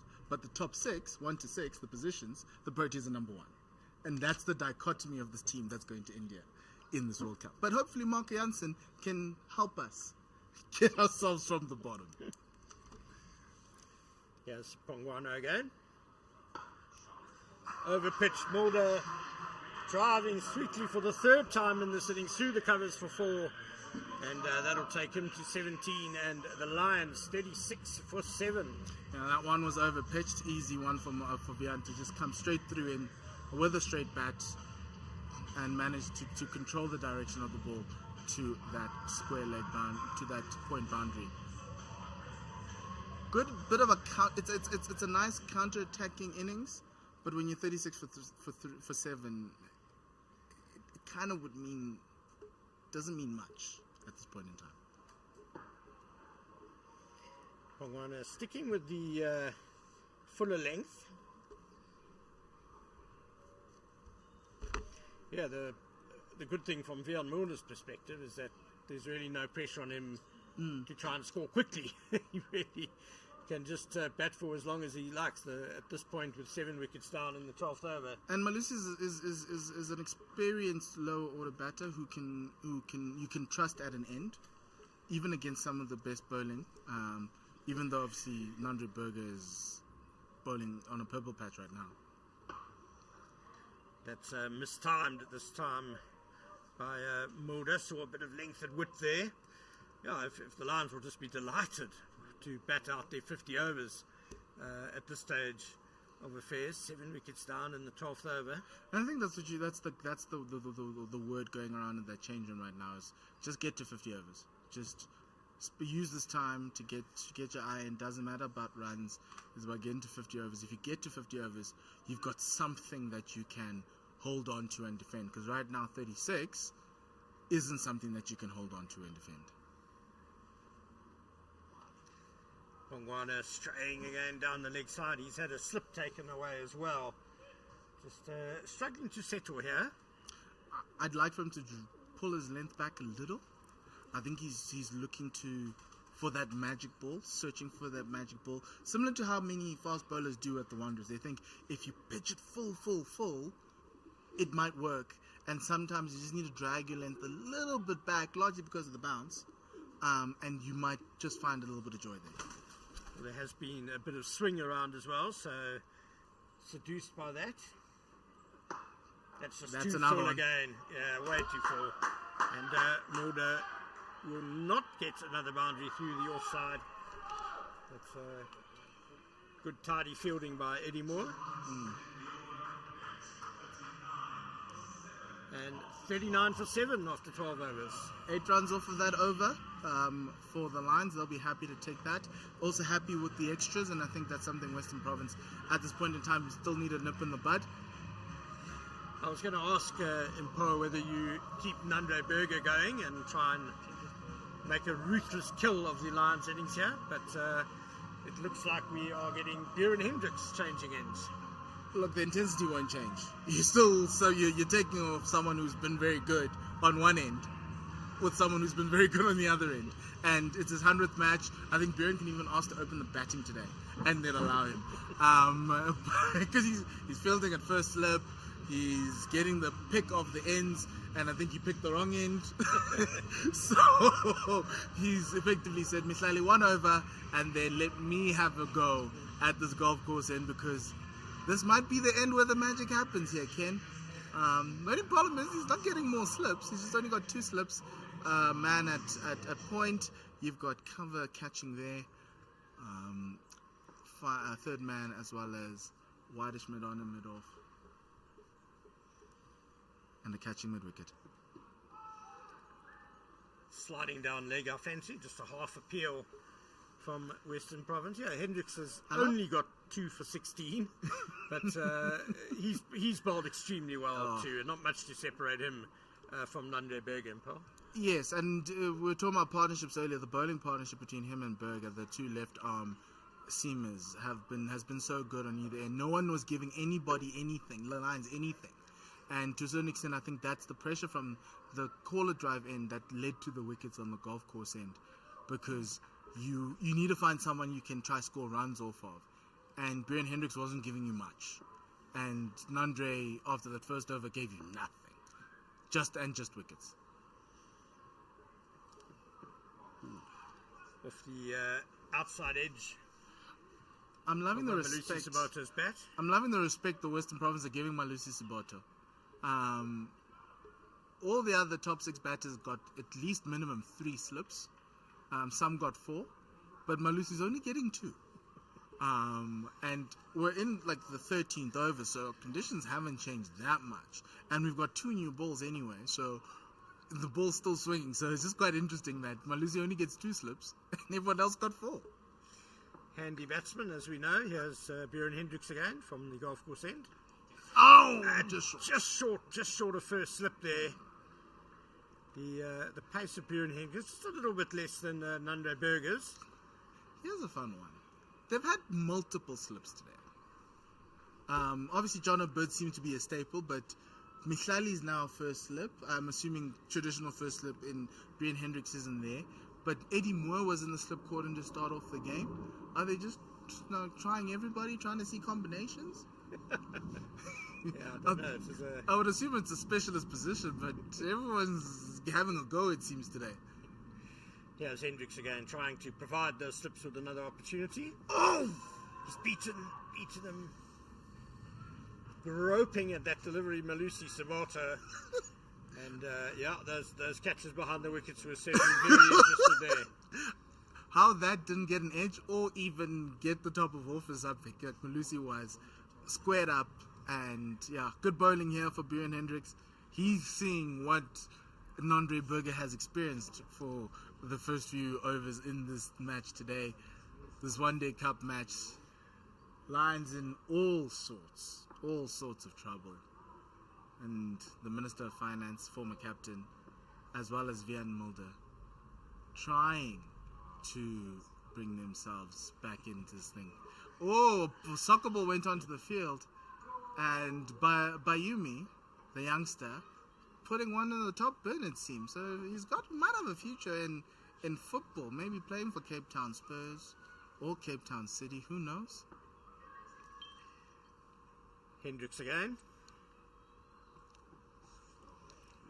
That's possibly off the body for just a leg by for no signal from the umpire, so Sabota will go to 2 not out, total 40 for 7.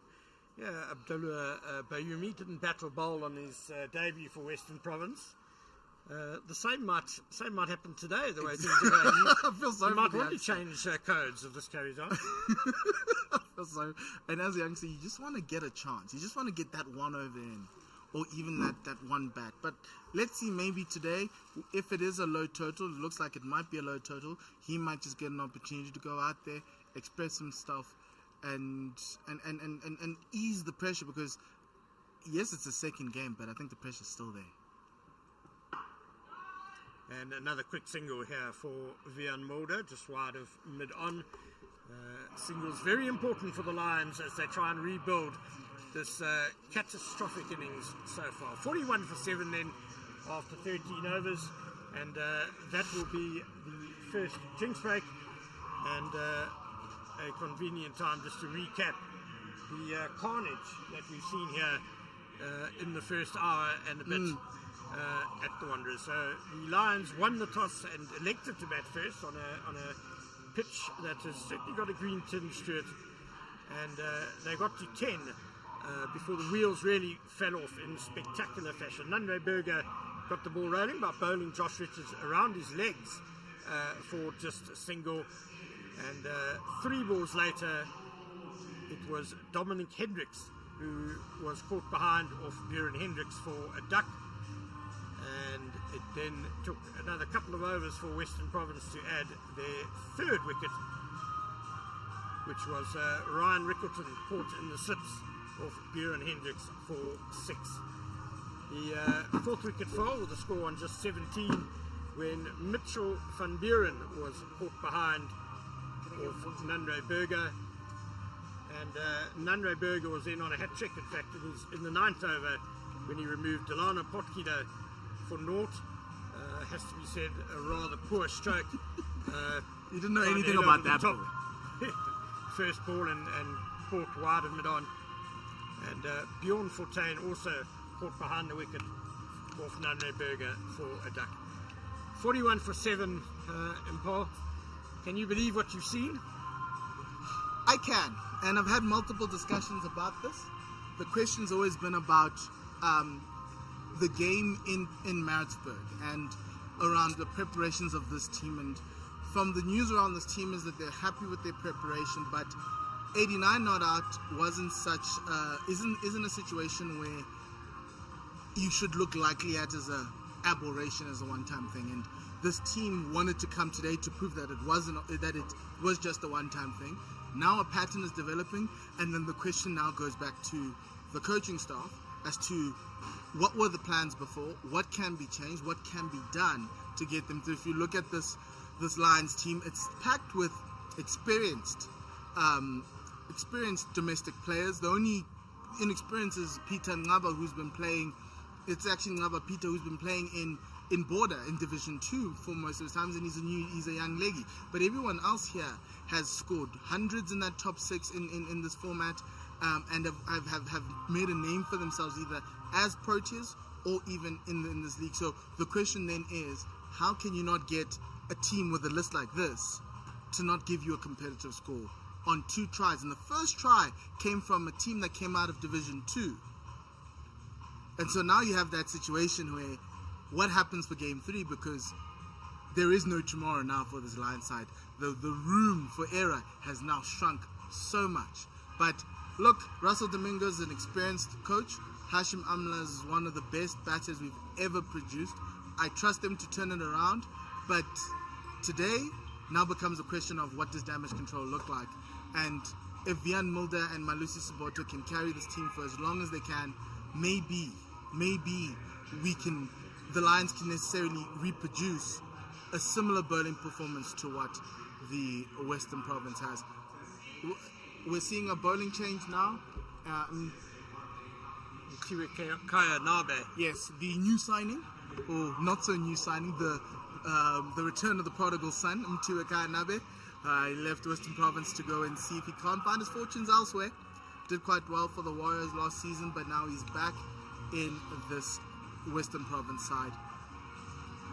2 slips for Nabe, and there's a man out on the square leg boundary, and one at third man as well.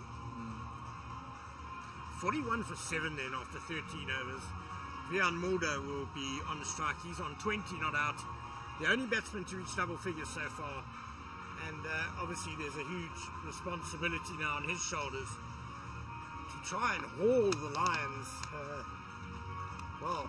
to respectability, I guess, is the only target for them now. And I think it's probably a great spot for Vian to be in. It's not a lot of pressure on him now because everyone else has failed. And it's a spot for him to actually only be better, be good. And he already is the shining light in the side, 24 of 27 balls. Nabe, right arm over from the corner drive end. Again, the outside half of the bat coming into play there. Just a little bit of shape. Nabe, military medium, I suppose you'd call it.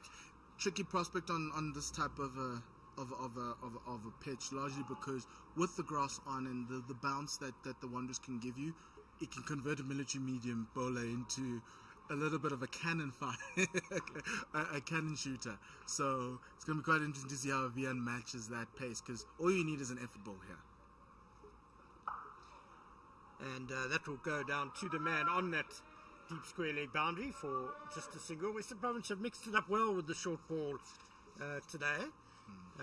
Mtiwe Kaya Nabe, similar sort of pace, I guess, to Malusi Siboto, and we all know how hugely successful Siboto has been here at the Wanderers. Yes, and to a certain extent, that's probably what Western Province decided to bring Mtiwe Kaya Nabe up for the 2 games here at the Highveld, largely to see if he can't be as successful as the likes of Siboto. I know Tsepo Moreki later on is probably relishing the prospect of bowling on this, because Malusi Siboto has built a career on bowling on this pitch, and he's done an incredible job. And Nabe is probably looking for the same thing here right now. Straight to the man at point. A third slip has been brought in now for Nabe to the left-handed Malusi Siboto. Yeah, the Lions need to make sure they give Tsepo Moreki something to bowl at, though. At the moment, 42 for 7.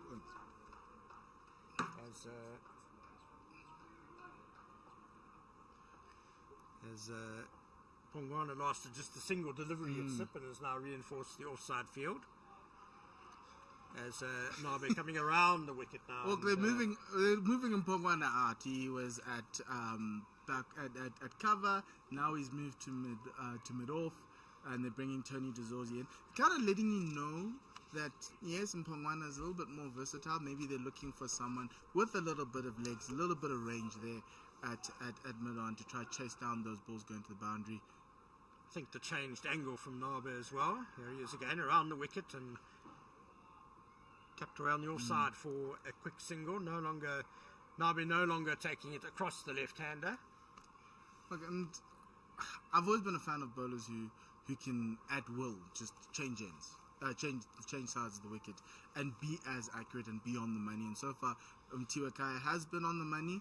They've been able to take singles here and there. Obviously, the field is spread. Western Province aren't attacking as they were earlier on in the game. They know that it's all in their hands, and yes, keep the same intensity, still look for wickets, but be a little bit more pragmatic in your approach at this point in time. Oh, too short and put away by Vian Mulder.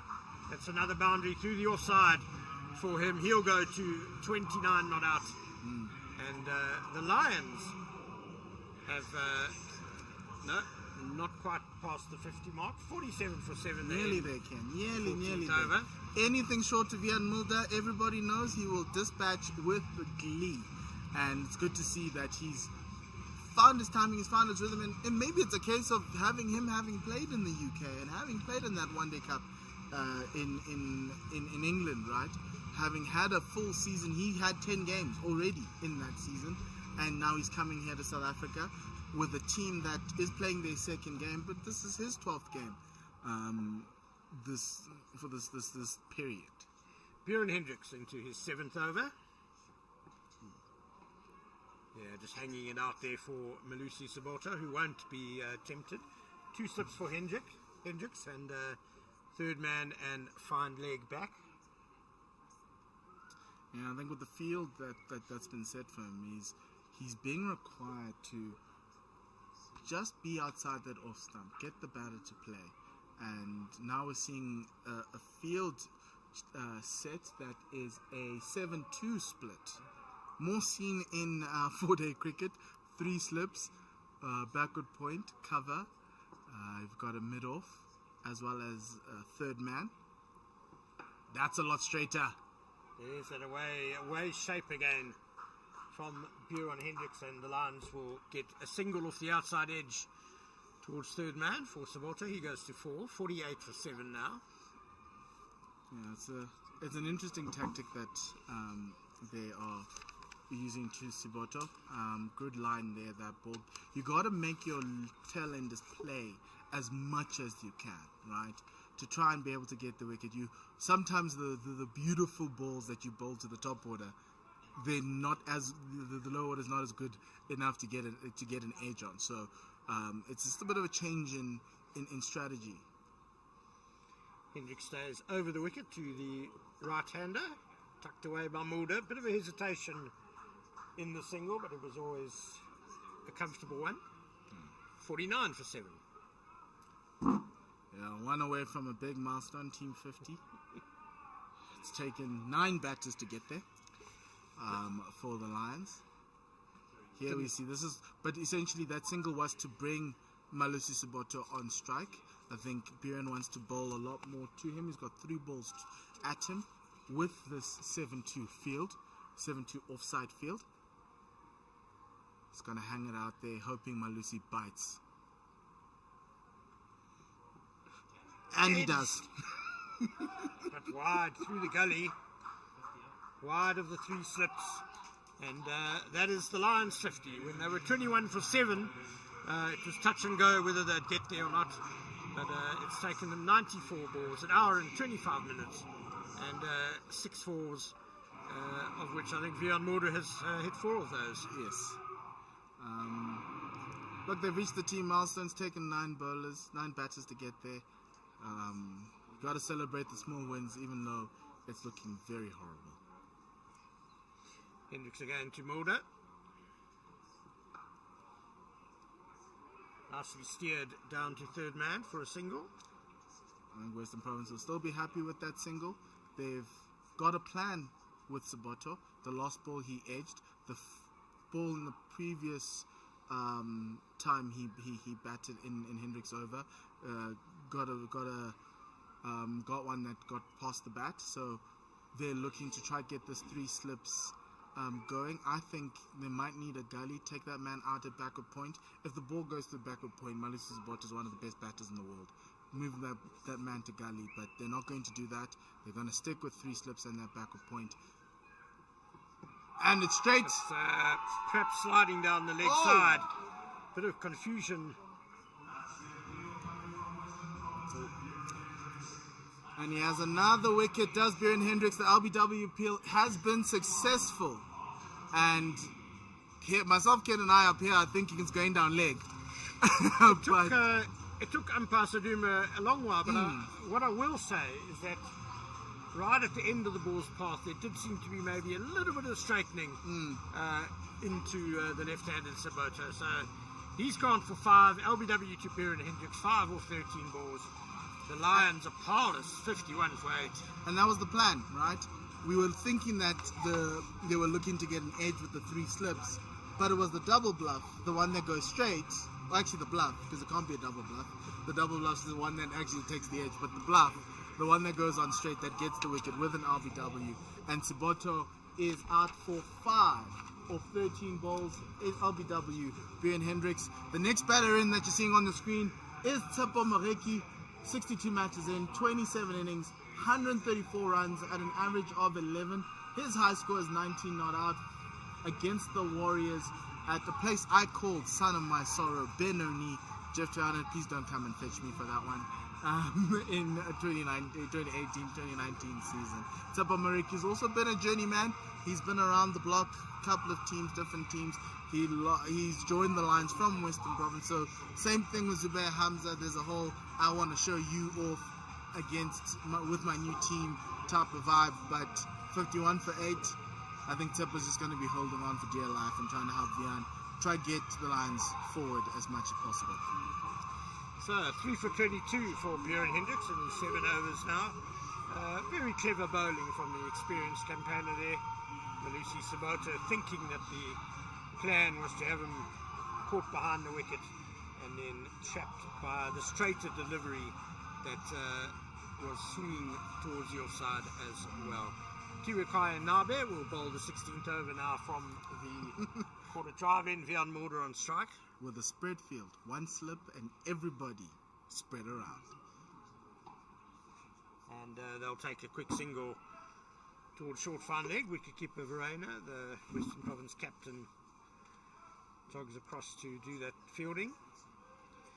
Mulder not trying to protect the tail here at all. It is only the 16th over, and every run important for the Lions. Yes, and I don't think, shepherding the strike at this point in time for Vian helps.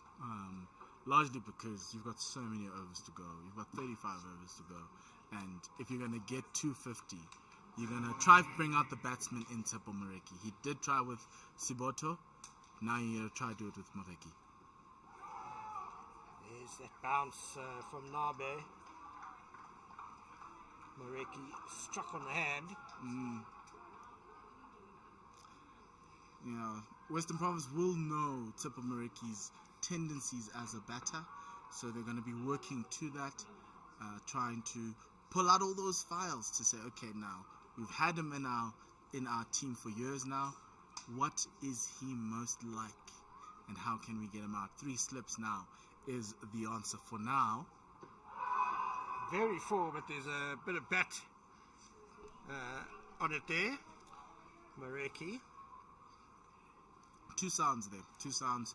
Umpire Philip Foslu signaling that to Western Province immediately after that shouting. And then Cal Verena has been a very proactive captain. Now the 3rd slip's gone out to a catching mid-wicket. Right there. Again, Moreki perhaps saved by the edge of his bat. Corona making more adjustments to the field. He's going to bring the cover in, it looks like. Yes, for the edges, right? So you've Catching position. got catching cover, catching mid-wicket on either side of the wicket, just for the edge. If Tipa Moreki is going to lead with his bat, you're effectively creating a periscope type field where the ball can go anywhere, right? And so you got to cover the parts in front of square. Ooh, like that. Fended more than anything else by Moreki. Nabe is certainly giving him a testing time here from the corner drive end. There's a lot of words being said here by Calvarena to his team. You also kind of give a feel, you want to give a feel to Moreki that he's stuck there. In essence, that he can't move with the field coming in. Here's the last ball of the over. And Moreki survives. It was a tough time for him. 16 overs gone. Lions are 52 for 8. Yeah, the bat coming in from outside off stump, and it feels as though he's trying to push the ball down to the leg side. He survived the first set of balls. Let's see if he can survive, how long he can survive in this match. Well, the bad news for the Lions is that Nandre Burger is warming up to bowl again from the golf course end with magnificent figures of 6 overs, 5 for 10 at the moment. And Western Province will certainly be looking to wrap this innings up as quickly as they can. No doubt they have rugby plans this evening at 9 p.m. Well, the Lions are telling us they've got plans to watch the rugby tonight. But hasn't been great for the Lions. Western Province, Calveren is like, actually guys, let's go home. Here comes Nandre Burger to try and attack and get them back in the hut and closing this game out. Chopped by Mulder, but straight to backward point, no run. 2 slips for Nandre Burger. Yeah. He's conceded 10 runs, has Nandre Burger. 4 have been wides, and the other 6, one of them was leg buys, and the rest were actually no, 4 have been wides, and the rest have been runs. So he's been really good. He's been sensational today. Oh, that's a superb drive by Via Mulder. That was imperious. Shot of the day. He goes to 32 and the total 56 for 8. If I'm a top order batsman in the Lions dugout, I'm angry at that ball. Yeah, Nandre Burger bowled his actually first bad ball since the first over, and he's been dispatched handsomely by Vian Mulder. Here's Burger again, no doubt pulling the length back this delivery. Oh, 2 and 2. Quite full and put away again by Vian Mulder. This one a lot squarer, but back-to-back boundaries takes him to 36 and the total 16 for 8. Nandre Burger, I don't like this pattern. Every ball, every first over in your spell, all of a sudden it looks like you don't know how to bowl. Wayward in everything that you do, but then the second over and the rest of the overs in that spell will be amazing. But this pattern is starting to start here, which is something I don't like, because he's been so good so far, but taking him off may have been a mistake. Pulls the legs back a bit, but it's a very nicely controlled stroke by Vian Mulder. Misfielded down on the boundary. That's 3 fours in succession. Clever batting from Vian. He used the pace, ramped that ball down to the fielder at third man, and then got given a gift by some poor fielding from Tueka Nabe, who tried to field with his legs, which is probably a coach's nightmare and a coach's pet peeve. The slide just went horribly wrong there for Nabe. Mulder on 40 now of just 37 deliveries. 3 fours in a row. Yeah, Burger comes in again. Oh, has he got an edge to that, or is that off the pad? Berger is appealing. It sounded a bit soft. Very good take for Calvarena behind the stumps. But the Lions have now reached one milestone. They no longer hold. They've passed the lowest score at the Wanderers in List A matches. That was the 61 done by Transvaal against Eastern Transvaal. So that one's been checked off. The next one that they need to be aiming for is 76. That is the lowest total by Northwest against Gauteng in 99-2000. So they won't be setting that record today, Ken. Berger again to Mulder. Oh, baby. And it's an elegant drive by Vian Mulder. It's a race on for He's not gonna get Mpongwana, and he's not going to make it. So 4 boundaries in the over for Vian Mulder. 68 for 8 then after 17 overs, and by far the best over of the innings for the Lions. Yes. Some words there in the middle between Carl and Vian. And Carl doesn't seem happy. Does not seem happy. But Vian Mulder has been a class today. Very good batting from him. He's taken his chances with the bad bowling. He's waited for the bad ball. He's put it away. Outside of that, he's been stout in his defense. He's been stout in the way that he's let the ball go and is leaving. Could this be the start of the Vian we have been hearing about all winter and English summer, who's been batting at a really prolific rate and entering maybe into his prime as a batter? So Nabe continues from the corner drive in. Mareki again battling to get back. That's a little bit Ricardo sore. Nabe. There's Came off thigh. Very sore. there's still seam movement out there in Paul. Ken, we're 17 overs in. Each ball is 8 overs old. There should be seam movement. It's just that the one team has ensured that the game has advanced so much that we are even questioning why they've decided to bat first. Oh, wow.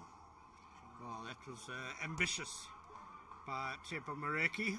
Look, the great thing is he kept his line. He didn't want to go outside of his body. He was compact. He went inside his line to effectively say that, hey, I'm not gonna be chasing wide ones. I'm going to keep in that line. Well, he could have left that. It was outside off stump and certainly not the length to be trying to hit down the ground.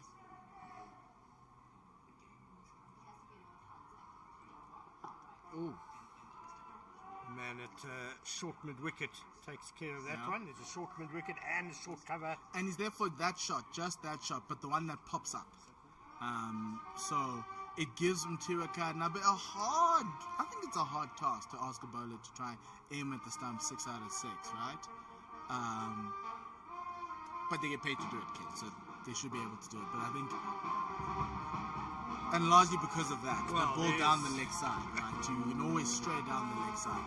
So it's quite an interesting one there. I think also Western Province making very sure that they don't just give Mareki an easy single to get off strike. So you can't just push it into the covers and take one. You can't just punt it away on the leg side and get one either. Brass band going on there. A new addition to the Wanderers. If you think it's an addition only for the stadium in Gqeberha, you'd be sorely disappointed because the Wanderers now has its own brass band. Yeah, wonderful addition as well. And, well, they had something to celebrate after that great over previously. Vian Mulder taking 4 boundaries off Nandre Berger. Yeah, that's well left by Mareki. You don't want to be messing around out there. That's so wide. That was nearly wide on that wide line. But we'll defer to the expert analysis of umpire Philip Forsley. But it's a little tight there outside.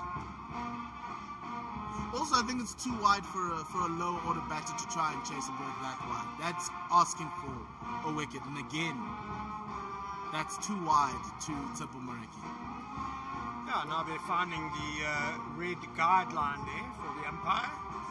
So, good way to end the over. Just one wide off the over. 18 overs gone. Lions 69 for 8. And it really is a beautiful afternoon at the Wanderers. Just a few fluffy clouds about, but a nice, comfortable temperature. And we've got a cricket match going on.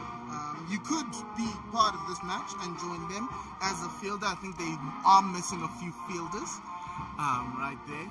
They've got a wicket keeper. They've got a mid-wicket. So this is going to be an interesting over to Vian Mulder. Something. It's a little bit of a change-up, a change in a look. And to a certain extent, that's what the bowler and the captain may have been discussing.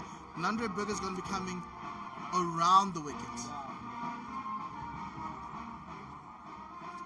to Vian Mulder. So a change in angle, similar to the initial plan that Björn Hendricks had to Vian Mulder when he started, when he came out.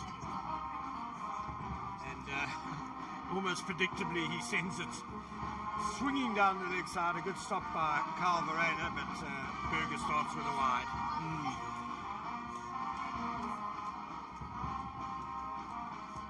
It's a little bit too much swing today here at the Wanderers. I don't know if bowlers will say there is too much swing. I know some spin bowlers will always tell you that there is a point where you can say that it spins too much. So I don't know if the bowlers have that too, or like, oh, the ball's just swinging way too much. But today, it's swinging way too much. I don't think it's an excessive swing, as now Vian Mulder is farming the strike inside half of the bat that went all the way out to the man on the square leg boundary, and they turned down the signal. So You've got a man chair staring down a milestone, Ken. I'd also farmed the strike if I'm staring down.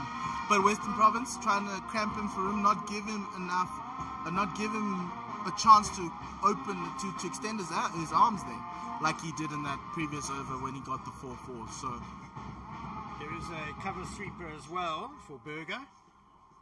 ooh. Mulder rather bailed out of that hook shot from well outside off stump. Sensible choice.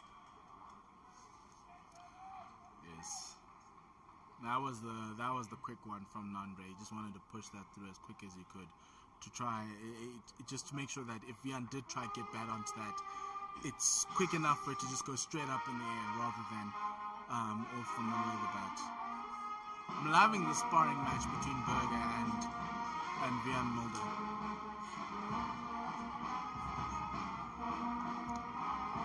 Okay, neatly steered down to third man by Mulder Look for two, but they're a not. single. It'll leave Chepo Mareki with 3 balls to survive in this 19th over. Now this is probably where Western Province want the Lions now. Chepo Mareki with 3 balls. You are trying to get all 3 balls to Mareki, set him up, similar to how you did Malusi Soboto.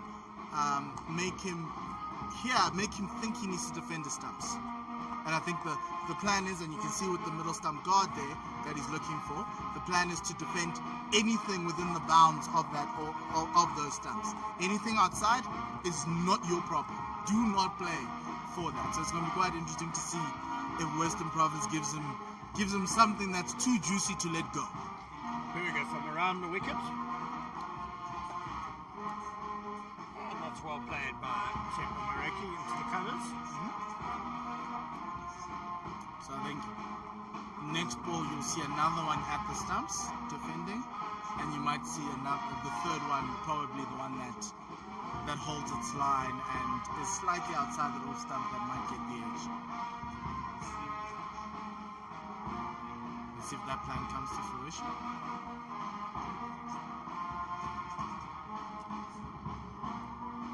Berger in again. There we go.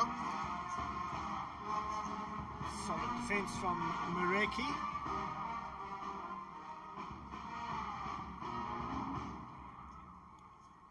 You also might get a short ball in the next ball. But you don't have any catches in front of square. So it might be one that goes on with the arm in that 6-stump channel to see if he's going to bite.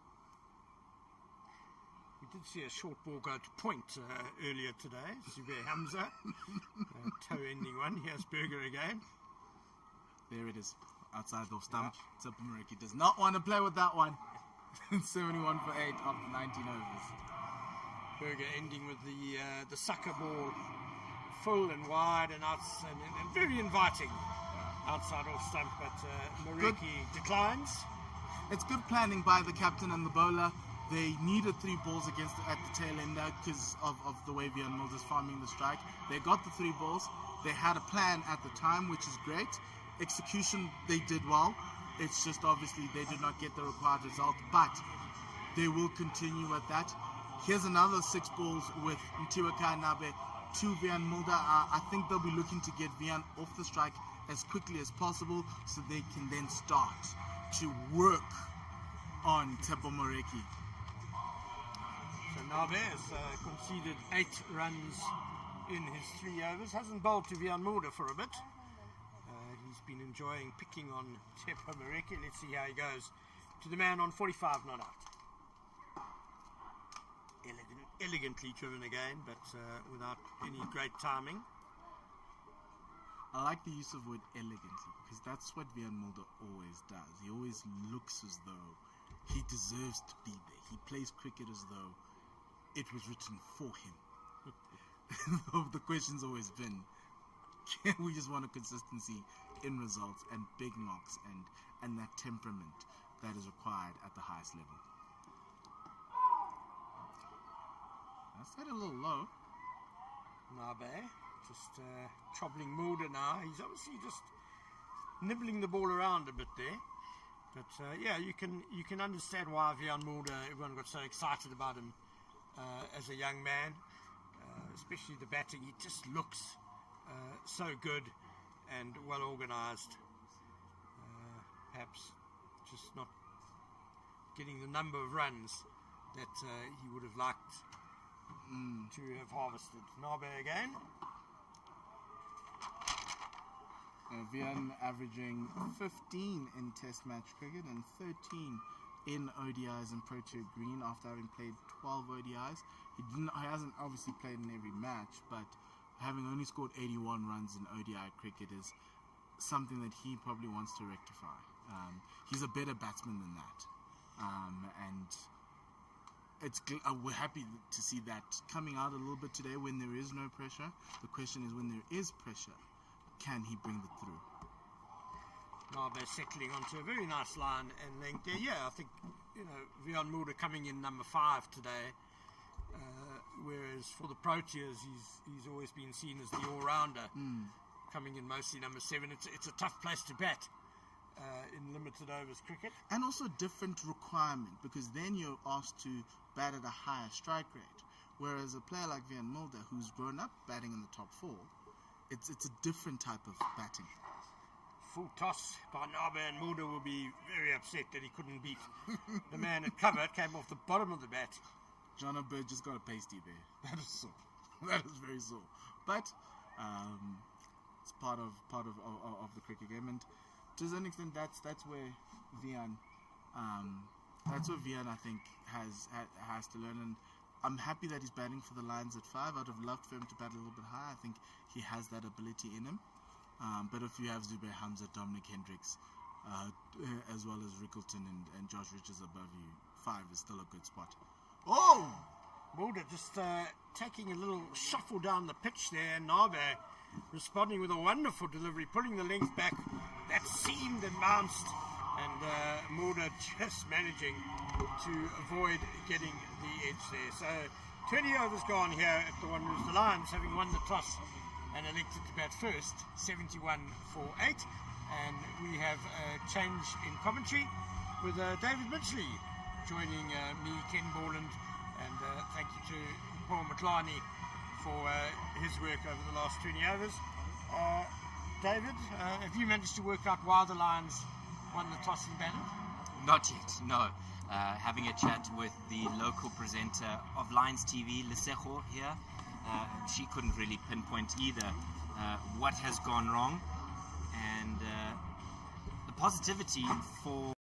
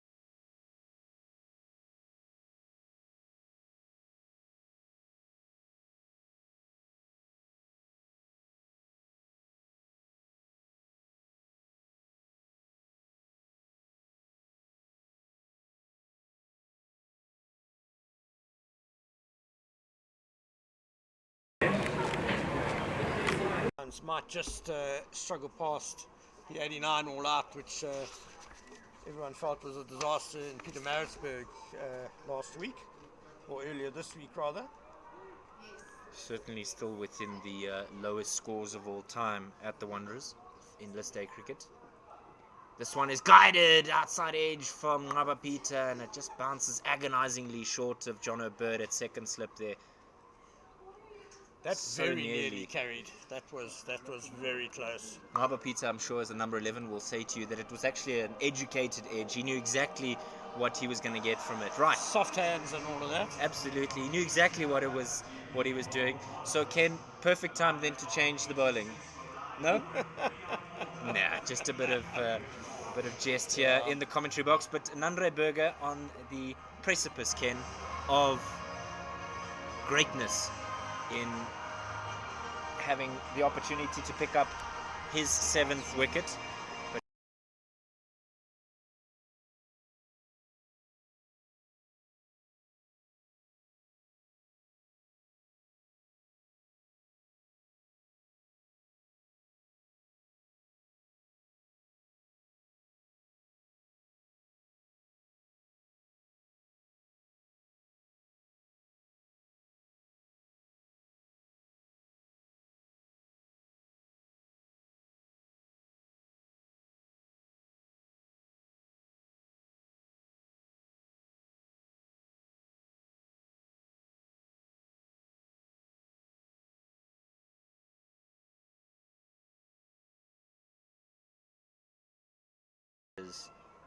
Around him.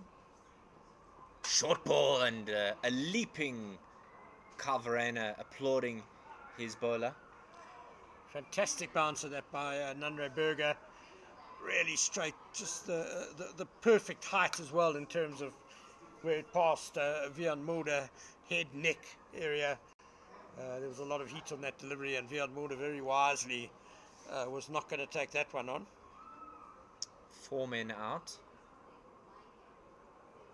Third man, fine leg, sweeping in the cover region.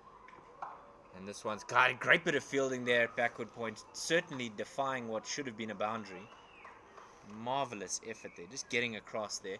And the other man who's out on the boundary is deep square. Just having a chat with his colleagues there under the shade of the dugout. The youngster Abdullah Bayumi, very quick across the ground there at backward point, fresh out of the under 19s. Pitched up this time, and Bayumi's not able to cut that one off as Mulder will push for a second. He doesn't want Ngaba Peter to face, and the throw is wayward there from the third man. It could have really put the Lions under pressure, but looks like Pongwana there at third man with the throw that went awry. So still 2 balls here, Ken, to pick up that 7-fer. Yeah, just the importance of the small things, even when the opposition is 9 wickets down. We saw it the previous game here at the Wanderers, South Africa against Australia, when they messed up in the last over, when they should have run out Lungi and Gidi, when Andile Petlakwaya came back for 2. They messed it up, and Petlakwaya hit the next 4 or 5 balls of the over for 22 runs. Absolutely right. Square leg in the ring now. Eddie Moore pacing in. Short ball and wafted it. That's a wide from the square leg umpire, because we've already had 1 short ball from the over, Ken. So that's where he's gone awry. Now, a technicality, Ken, because the playing conditions say that it is a wide, but the laws of the game say it's a no ball. So initially the law said over the head, wide. Now the laws have changed to say over the head, bouncer, no ball, but playing conditions overrule that and say it's a wide. Strange anomaly. I would have thought it was a no ball, yeah. Pitched up this time and nearly found on the full there, but just the dot ball. So there'll be 1 more chance for Nandre Burger to pick up a wicket. Just nearly chipped to John O'Bird at that short cover region. So last chance, Ken. Last chance saloon.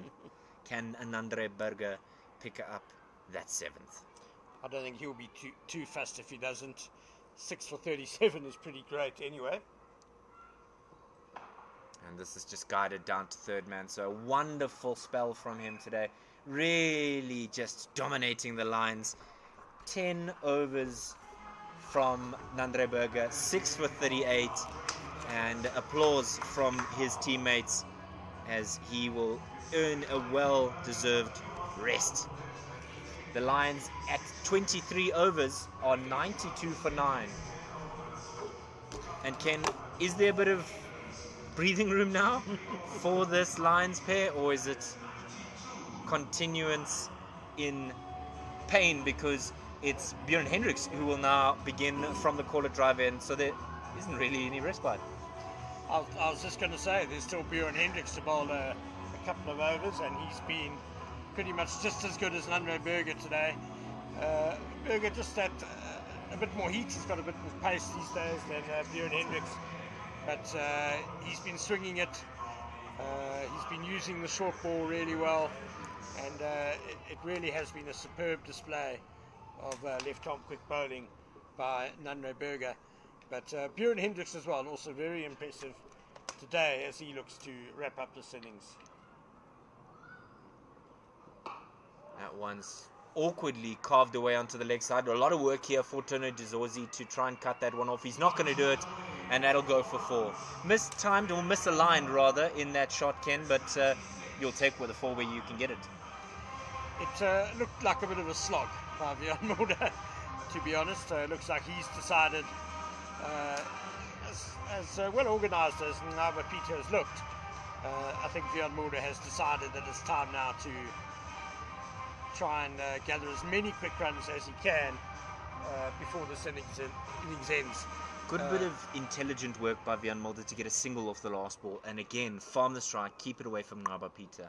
It's that kind of awareness in the game that you don't often get at youth levels. Good to see from him. Oh, nearly chopped that onto his own stumps, did Björn Mulder. Yeah, one of the few times he's been beaten by the bowlers today. He has just looked in a slightly different class today, Björn Mulder. It is a tricky pitch. There's certainly assistance for the quick bowlers there. But he's handled it very, very well.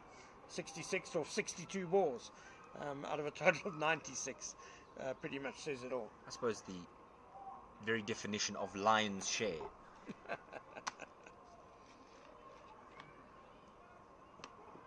Pun not quite intended, but this one's guided away off the hips down to fine leg, and another boundary, Ken, as the Lions get through to their 100 for 9, so avoiding all the gremlins of lowest totals ever.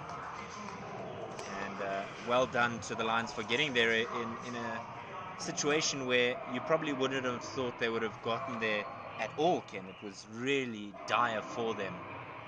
Well, especially not at 21 for 7. Yeah, at 21 for 7, I think we were debating whether they were going to make it to 50.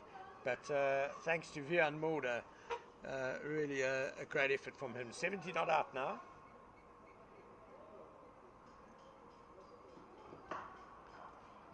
Perhaps should have gone for the back foot shot there, but great fielding in the cover region. Ken, we saw George Linder warming up at third man. Do you think there might be an opportunity for some spin? Yeah, you know, George Linder, obviously a quality bowler. I guess you kind of want to use your best bowlers sooner rather than later. He would certainly be one of the best bowlers in this Western Province attack, and yeah, the change of pace might just bring the mistake. Björn Hendricks coming around the wicket now. 2 balls left in the over, so Mulder will likely look to get off strike here. Fuller and just whipped away down to the fine leg region, but this time cut off, so they'll just get a single for it. 101 now for 9. Yeah, I'm not sure if Björn Hendricks really wanted to let Mulder get off strike there with just 1 ball left in the over now. Just sliding onto the pads a bit, easy single down to fine leg. So the change in the field for Ngaba Peter means that there's going to be men catching at cover and at mid-wicket. 2 slips in place.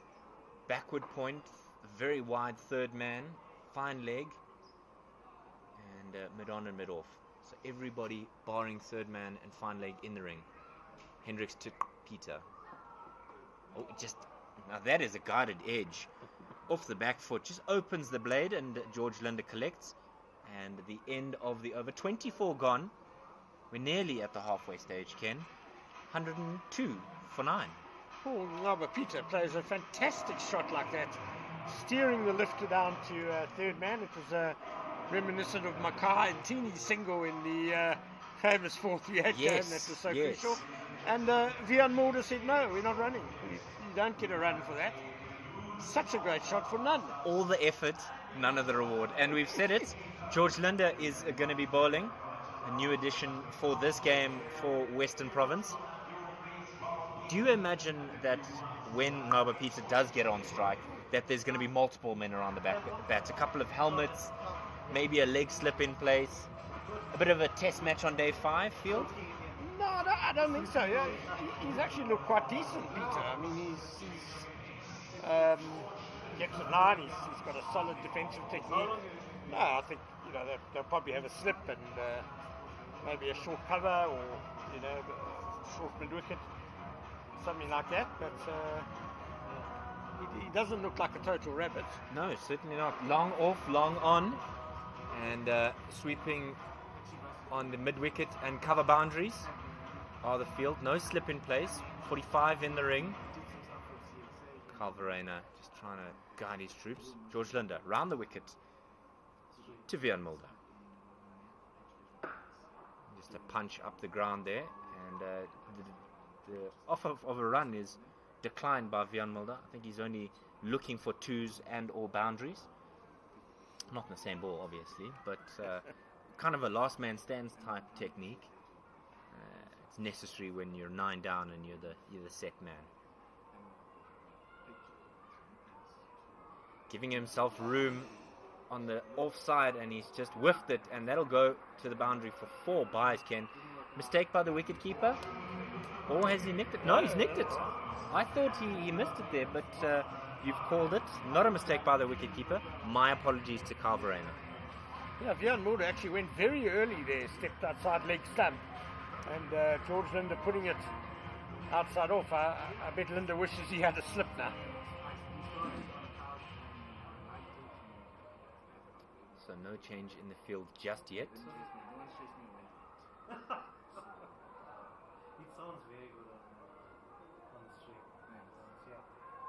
Sweep shot in the air, but there's no worry for him there. It's 1 bounce for Vian Mulder in the next gear, whatever that is, whether it be 4th to 5th. I don't quite think we've seen the full might of him yet, but a lovely shot there, Ken. Back-to-back boundaries. Yeah, poor delivery really from George Linde. He doesn't have protection on the boundary behind square on the leg side. It's the last place he really wanted to be bowling. Very well put away by Vian Mulder though. 109 for 9. We have 79 runs and a total of 100. Another punch up the ground, this time electing to take that single that was declined earlier in the over. So 9 from the over and 2 for Ngaba Peter to face. And then again you can see that mid-pitch conversation between the two. Guidance, experience, Vian Mulder knowing these conditions better than anybody else. And Bjorn Hendricks, you'll see him just pop into your frame in just a sec. There he is for that slip position. Catching cover in John O'Bird, catching mid-wicket as well. And just a long off in place. And a deep square in front of square. Just the 2 men that I can see out. And they're not sure if they want Mitlali Mpongwana in. It looks like a kind of a 3/4 you can see him there.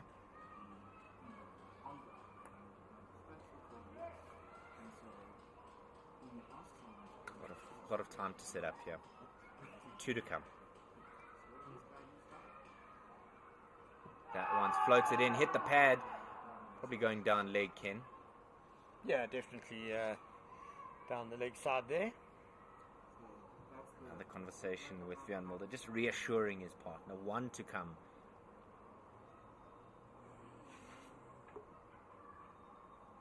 the Lions be persistent, or will Province finally wrap things up?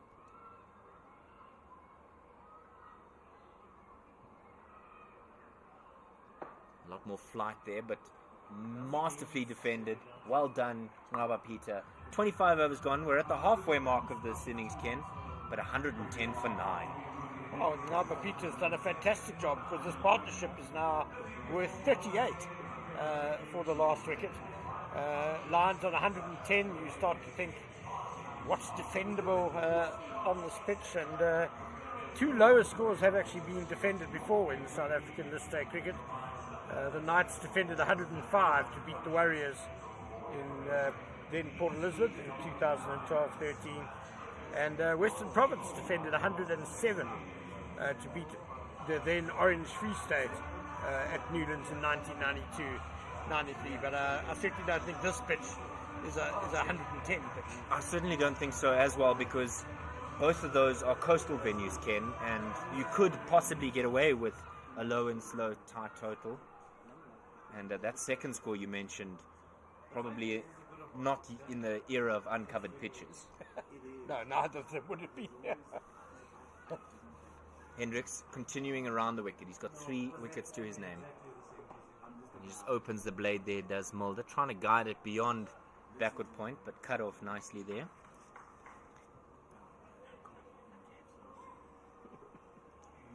Bayumi, the fielder again, he's been a bit of a specialist backward point for Western Province in his 2 matches for them so far, not batting, not bowling. Our producer Leah, maybe he's had scars like that from his cricketing career. He's chuckling away here. Those grass burns.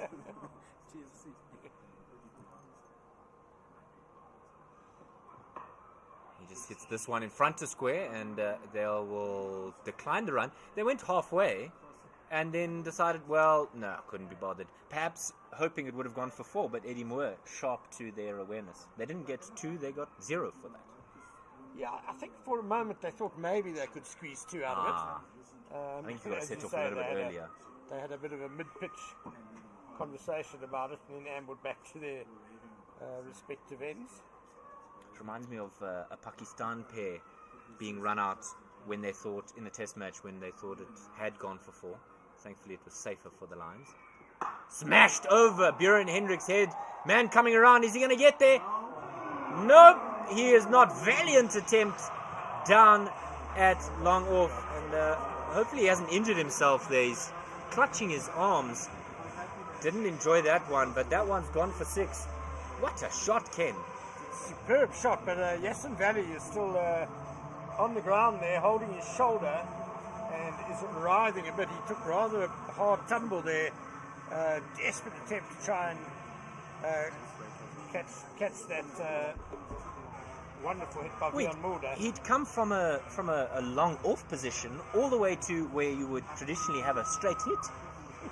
I wonder if that could have been his collarbone, Ken, as well. That's not something that you want to have to deal with. So we'll have a brief intermission here with drinks coming on the field and spare umpires bringing drinks, and the ground staff will be doing a bit of painting.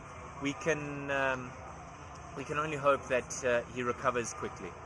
Well, I'm afraid the medical buggy is now parked next to Yassi Valley, so it does look like a fairly serious injury. Ground staff just doing a bit of sweeping and a bit of painting, and you can see the buggies down there. So Ken, let's run through the Lions batting whilst we have the gap. Dominic Hendricks winning the toss, deciding to bat, and it didn't go well from the beginning, did it, Ken? It's been a tale of woe, really. A batting lineup that really struggled in their previous game, 89 all out. You kind of wonder whether you want already dented confidence to be exposed again on a pitch that is green tinged. Was clearly going to do a bit with the new ball, and it really did not work out that well for the Lions, crashing to 21 for 7. Josh Richards out for 1. Ryan Rickerton 6. Dominic Hendricks, the captain of Duck. Zubair Hamza 1, bizarrely toe-ending the ball to point. Mitchell van Buren, Delano Pochida, and Bjorn Fortuyn all made ducks. And Malusi Saboto was out for 5. Tepo Mareki, then a duck as well, but at least he did hang around for 17 balls. The one shining light for the Lions has been Vian Mulder, 86 not out of a total of 116. 81% of the runs? Yeah, he's scoring at a better than runner ball. Truly an exceptional innings by the all-rounder. And credit to the last man, Ngaba Peter, who's on 1 not out, got off the mark first ball, but has then hung around quite superbly as they've added 44 for the last wicket so far. Yeah, it was perhaps a blunder in picking the opportunity to bat, but certainly Vian Mulder said it's not as bad as you have all kind of played. There is something on offer here. And if he'd gotten 20 and then wrapped it up, I would have said, okay, cool, tough wicket. You know, he grafted for a bit but didn't quite get there. But he's 14 away from 100. So certainly there's a way in which the Lions batters could have possibly applied themselves a little bit better. Yeah. Can you blame the pitch 2 games in a No, row? I don't know if you can call them soft dismissals in that, you know, okay, Potkino was caught at sort of wide mid-on and Hamza at point, but they've been kind of soft in terms of the thinking. That, yeah, of course there's going to be swing on offer, of course there's going to be a bit of seam movement, but, you know, if you were playing 4-day cricket, you would expect to be able to work through that. You would expect your shot selection to be better. You know, you'd expect to be a bit more circumspect in terms of what balls you attack. So really, I think the Lions' top orders let themselves down in terms of shot selection and in terms of just trying game wins, just being aware of what the bowlers are trying to do. Yeah, it's a shame that he's going to have to make his way off the park. We wish him all the very best.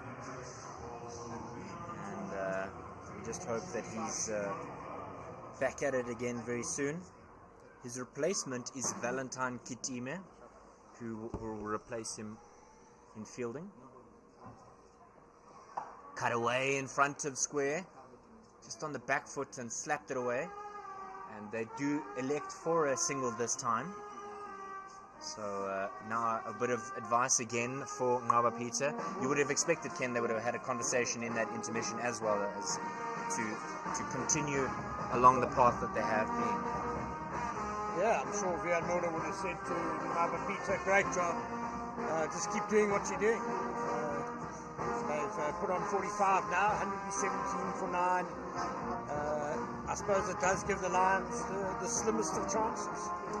Certainly. Runs on the board, Ken, runs on the board. It's something that every captain will say that he wants. 2 slips in place. Cut away! Oh, he nearly took a brilliant catch there at first slip. Valiant attempt there from Mihlali Mpongwana. I mean, if there's anybody with height in the side that's going to get to it, it's got to be him.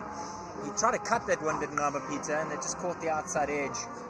And like a Premier League goalkeeper, just pushing that one over the crossbar. Getting a bit carried away there, Peter. He could have quite comfortably left that delivery, but yeah, Pongwana is a very tall guy, and he was leaping there. Did very well just to get the one hand to it, and certainly saved the boundary. Catching cover in place, catching mid-wicket as well, 2 slips, pressure on here, Ngaba Peter. And he leaves that one away, so much more sensible there from him, and more importantly, he's allowed Vian Mulder to retain the strike going into the new over. 26 gone, 117 for 9. But Peter learning his lesson there. That delivery, with the last delivery of the over, was practically a carbon copy of the previous ball. But well left alone by Peter. Soweto Cricket Club ladies joining us this afternoon. Good afternoon to you and welcome to the DP World Wanderers. Ken, is it fair to say that this is the home of South African cricket? I don't want to upset the Newlands faithful. That's you're not just going to upset the Newlands faithful, I don't think. St George's and Kingsmead and one of many homes of South African cricket, David. not the historical home, because We- you'd probably we like say to that we like to be inclusive. non-partisan. Around the wicket, Linda slashed away and cut off there at a short third man, so not getting value for shot there. Bjorn Hendricks lurking.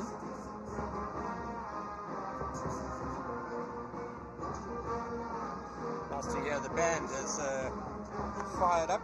A lot more jovial, yes. Shorter this time, cut away. It's much finer in this instance.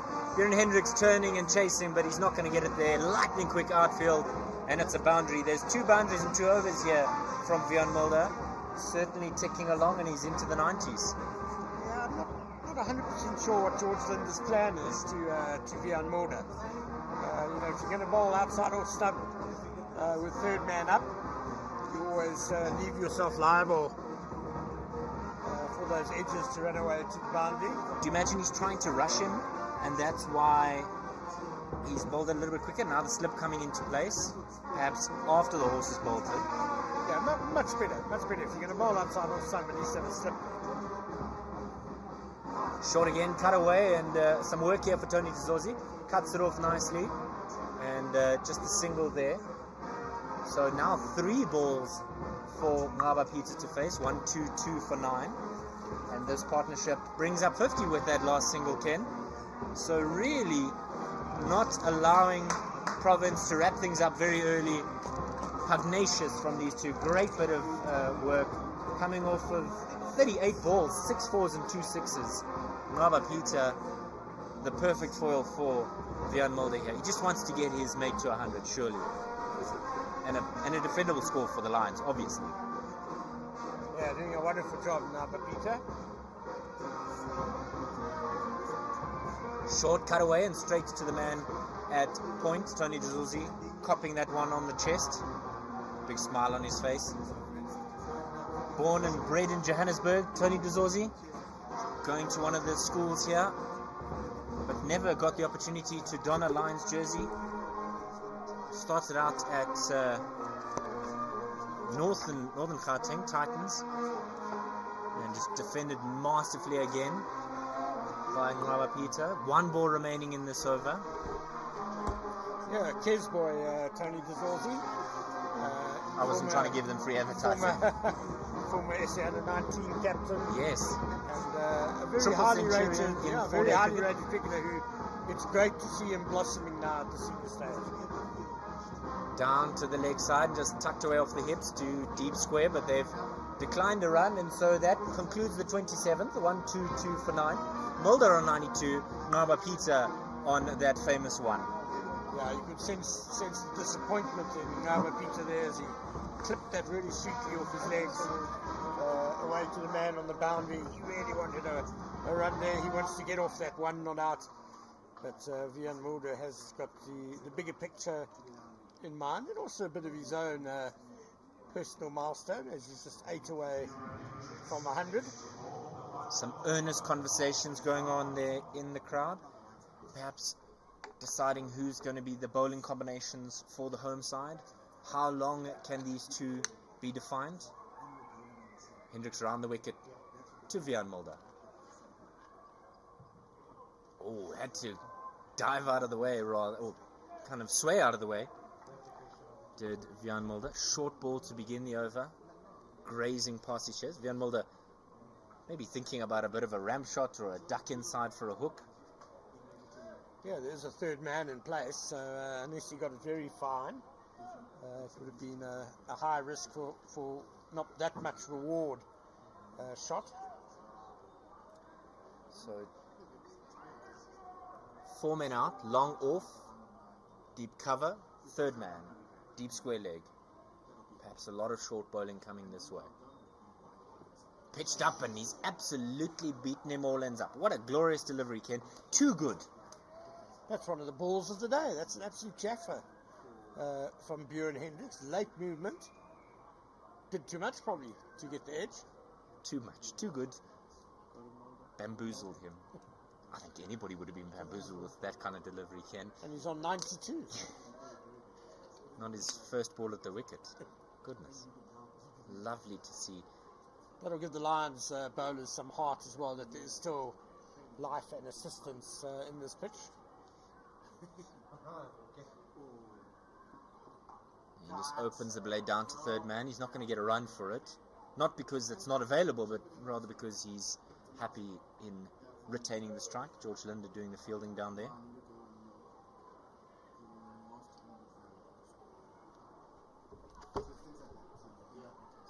The only man to get to double figures, Ken, in this side. You almost think if you get past 10, there's certainly a milestone waiting for you. Is it that mental block of double figures, or do you think it was just incredible bowling from the Province bowlers? We'll just get your thoughts after this one. That's wide ball. And even one of the fans mentioned it before. Umpire Philip Vosloo. He was aware of it. He was on top of his game.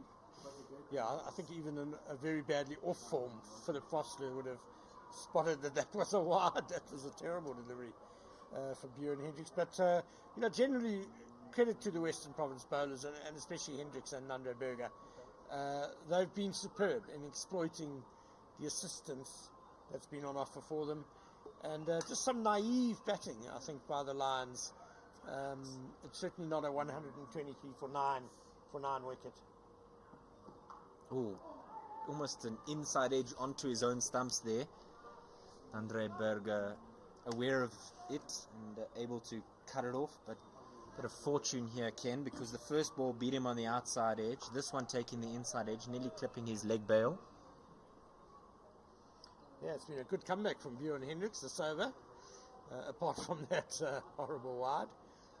3 for 39 he has, and he's got 2 balls left in his quota of overs.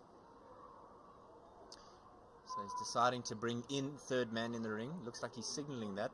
George Linder will now make his way into the ring. Fine leg going back. Perhaps a bit of a straighter ball, Ken? Or am I perhaps falling for the bluff? We'll have to wait and see. 2 balls remaining in the over. Hendricks to Mulder. And he just opens the blade, and this one goes precisely to that man who's been brought in the ring. And they get through for 1.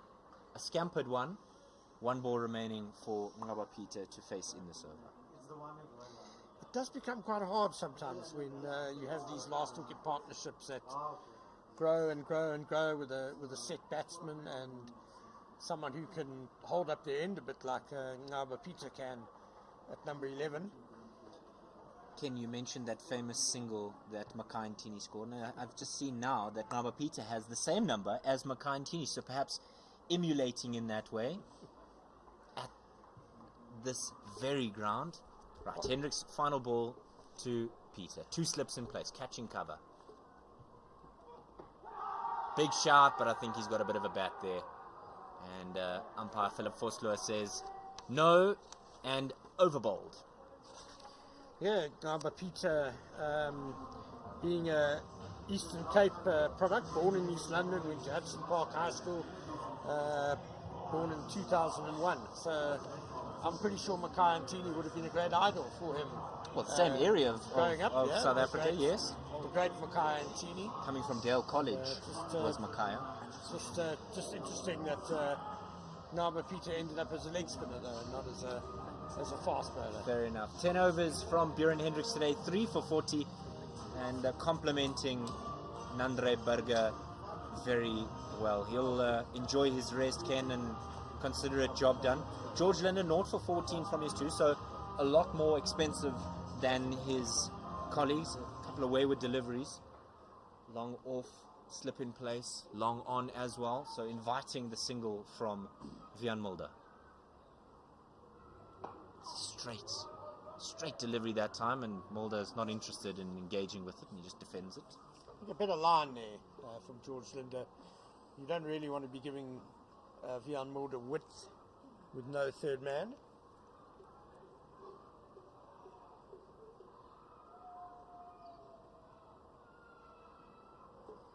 Cut away. There's a man down there. Tony DeZorzi chasing it. They're going to want 2, but they're not going to get it. And a bit of an indication in the confidence of Ngaba Peter, or of Vian Mulder in Ngaba Peter, because he's more often than not given Ngaba Peter more deliveries to face against the spinner than he has against the quick bowlers. Yeah, clearly the spinner is not as much of a threat on this pitch. And again, the Lions, you wonder about the decision making, because they've chosen two spinners in Peter and Bjorn Fortuin for this match. And masterfully defended. Lovely technique that every young cricketer should be proud to emulate. Doesn't matter where you bat, Ken. That's a forward defense that just every single coach would be happy with if you think of the textbook of coaching. Except it was the outside half of the bat, David, that made contact. Well, I just have confidence in Ngaba Peter. Right, John O'Bird really under the nostrils there, perhaps looking for a ball that pops up. Will we get a lot more flight? Flat at that time, and Ngaba Peter tried to carve that away to that point region which is vacant, but not quite timing it. 53 now the partnership for this last wicket. 2 to come. A lot more flight that time, and happy to leave that one alone. A lot further away than I think our cameraman would have thought. And could we get a change of bowling here, Ken? Another one? Well, we have to, because Bjorn Hendricks has bowled out his 10. Fair enough. Tiwekaya Nabe from his 5 overs picking up 19 runs. And again, Ngaba Peter. Excellent technique. End of the over. 29 gone, 125 for 9. Good support from some of the fans in the pavilion there under the shade, hiding from the high-felt sun. But 29 gone, and Nabe will take us into the new over, Ken. Yeah, 16 deliveries Ngaba Peter has faced and survived. Excuse me. Western Province just growing ever more impatient to get this last wicket. And Vian Mulder on 94 not out, just 6 runs away from what would really be an absolutely remarkable century. And I fancy that very few people, if anyone, have ever made 100 out of a total as low as 125. So if he gets his 100, it will be at least out of a score of 131, which is absolutely incredible to dominate an innings in such a fashion. Drives that out, and a great stop there in the covers. What a fantastic bit of fielding there. John O'Bird diving to his left and snatching it up. Swooping like a raptor, David. Beautiful bit of work there by John O'Bird. Thanks, Ken, for the pun. If your commentator bingo card is not full by now, we'll certainly get you there. Just defended there by Vian Mulder. Nabe with a maiden under his belt, Ken. 19 runs, but not amongst the wickets. It's difficult when one guy's taking 6 of them. You've got to really just eke out your meal, so to speak. But he's done well, has Tiwekaya Nabe. Yeah, it's been a two-man show for Western Province. Berger and Hendricks taking all 9 wickets so far. Tries to find that gap past Nandre Berger. Not able to do that. And Yeah, just Nabe is he's a good wicket-to-wicket bowler, nice and straight, nibbles it around a bit. As I was saying earlier, there's a bit of a Malusi Sabolta. I would have said vibe Mthokozisi Shezi. I'm bringing in a bit of... Shezi's left-hander. Well, yeah. Yeah. Like-minded. He just opens the blade, does Vian Mulder, and he guides that down to third man. Linda does the fielding. 1 run. So 2 balls now to face for Peter. Mthokozisi Shezi, of course, is now making a new career for himself as an umpire. Wonderful. First-class umpire, which is fantastic to see. Like Arno Jacobs. Yeah. And, well, Abongile Suduma himself standing in this game, standing at the golf course end. We're bowling from the corner drive in now, but Abongile Suduma, former wicketkeeper batsman for Border and Eastern Province and the Warriors.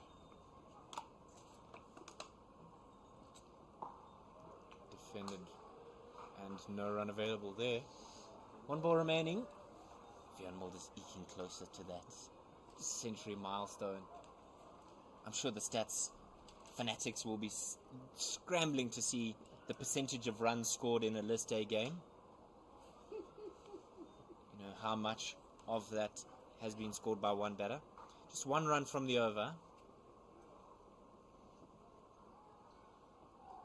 And he just leaves that alone. So, over bowled, 30 up, 126 for 9. And Vian Mulder will get an opportunity to eke closer to that wonderful milestone. And the Lions continue their defiance campaign here at home. Much better in performance than the outing at Maritzburg. Over George Linder to continue. And I am joined by Mpho Mutrane. Mpho, when we sat down for the first 10 overs here, I thought we might not get to This point. in the game. I don't think To 100 even. Yeah, But- so defined here by Vian Mulder. But this, I think this is a very characteristic innings of Vian Mulder. He is your man in a crisis. And he bats well in crises, and he's done really well so far, even in this summer and before. Looking at the previous 100 he scored for the Lions last year against the Warriors, he scored 101 of 95. It was a bit of a batting collapse in that day, but he came through, and he's doing it again here today. 95 of 88, carrying the team. George Linder with a slip. Nice little cut there from Vian, but he's not going to take the run because, as Ken and I were talking earlier, when you get closer to a milestone, you need to protect it because the stats lovers and a lot of people they always look at that 100 column. He's also trying to protect his partner at the other end. Yes, I don't think it's completely selfish. Well, I think it is decision. because I think once he gets to 100, he's going to allow Ngaba Peter an opportunity there. But even then, that one going down to long on, wideish long on, and Vian refusing that single. It's either going to be a boundary. It's got to be even numbers. Yes. And the field is in. I'm surprised they're not necessarily more attacking or trying to get him on strike by giving him a pseudo chance of a 2. That's a really good ball from George Linder. They're going to take the single. And Ngaba Peter, well done for having your wits about you. And that's really great running and communication between the two. Vian Mulder moves to 96. Bit of fortune there because Katime could have so easily have picked it up and dismissed these Lions batters. But now Peter having to face the last 2 of this over. Yes, that's what you, as Vian, would be happy to give to Ngaba Peter. And that one goes down the leg side. George Linder was hoping to try aim at that leg stump and try take that leg stump away. But it's going to go down very wide. And Ngaba Peter missing everything. That ball is too good for him. Very good. Georgian again with a catcher under Ngaba Peter's eyes. Good defense down the leg side. End of that over. 120. One more. Oh, one more left. One more because of the wide that went down the leg side. Wide, yes. One day cricket. To apologize for that one. Me and Ngaba Peter want to get to the end of this over. Okay. And Vian 2 on the other end. Linda in. That's a good defense. That's all you need. Vian Mulder, 1 boundary away from 100. Lions, 128 for 9. I want to ask the question before. does he go for the boundary or does he look for one run every over? Because certainly he's got time on his side. 31 overs gone, 128 for 9. Does he just pick the one every over? The great thing about Vian's innings was that he has the patience to wait for the bad ball. And whichever one comes first, he'll do. But surely one and over still is in the plans, I think. But he's been so good at judging which ball to play and which one to leave and which one to defend all day. Better than the rest of his batting is his team. So essentially, Vian's going to be looking to that, and hopefully he can bring up that 100. Mtiwa Kayanabe continuing from the caller drive end, first ball just outside the off stump, back of a length. Very metronomical. Bowlers like him are very important in teams because you know that you're going to get the consistency. You know that you can dry everything up, and you can control the game. And Calveren, even though the line's 129, still a happy captain.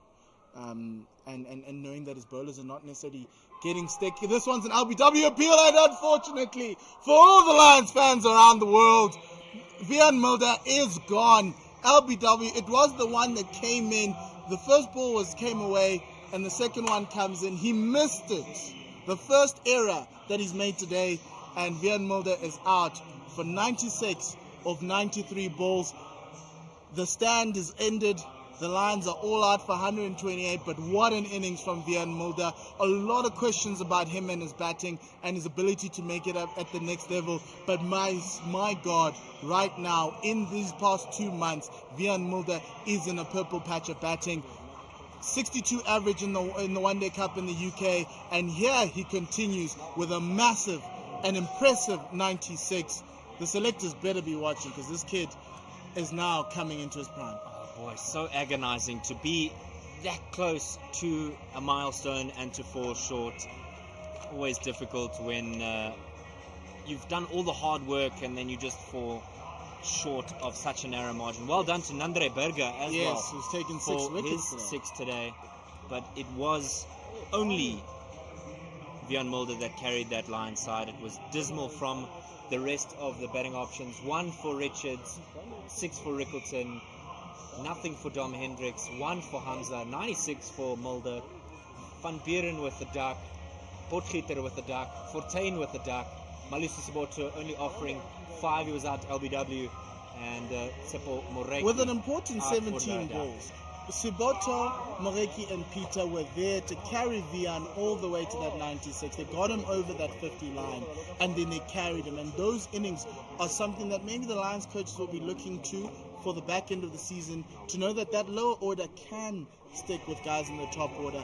The only problem is getting that top order firing. Here at the Wanderers, we'll be back later on and in like 40 minutes as the innings changes over. But Western Province have been set a target of 129.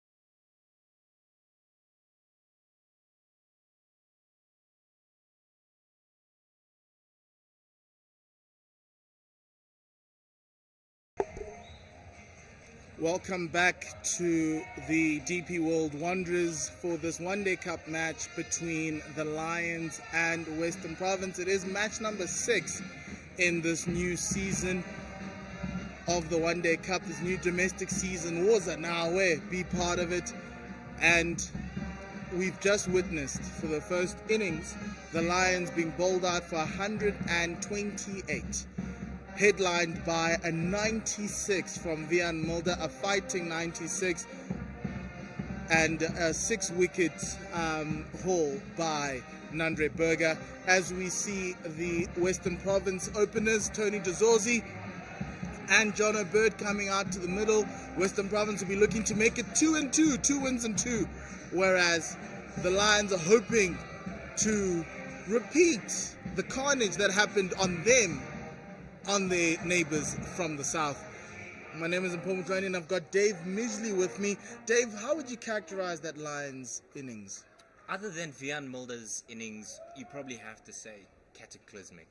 There was not one single score over double figures bar that of Vian Mulder, and so I think that's something that they'll have to look hard within themselves post this game and their wrap up in preparation for the next game. I just think it's something that they want to rectify very quickly, because in this competition, if you lose 2 on the trot, you're going to have to do a lot of work to fight back in this competition. But it's going to be an interesting game. 129 required for victory, and interesting certainly if some early wickets are on offer. Yes, that's the most interesting thing. As you see in screen, Tshepo Moreki is going to be taking that new ball from the caller drive in. They are entrusting their new man, their new signing, who signed from Western Province. There was a little bit of stick and some words being said while Tshepo Moreki and Zube Hamza were batting, as they were former Western Province players. And so it's going to be quite interesting to see whether he will use that to fuel the fight back by the Lions. Moreki's played 62 games. He's taken 85 wickets.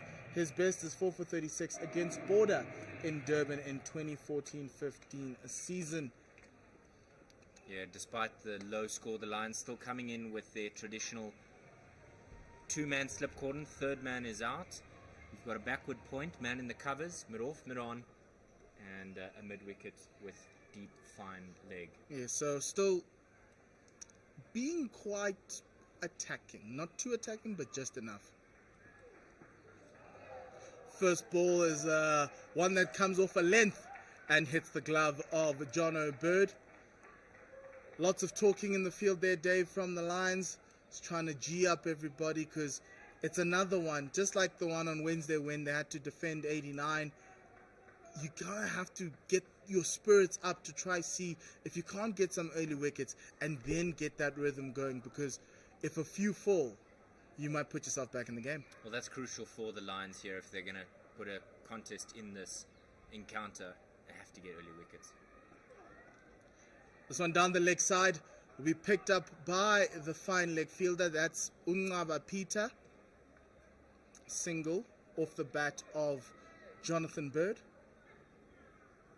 Interesting about Jonathan Bird, he's also one of the newbies, one of the youngsters in this Western Province side, only getting, probably cementing a side last season as the opener. There's a lot of youngsters coming out of Western Province.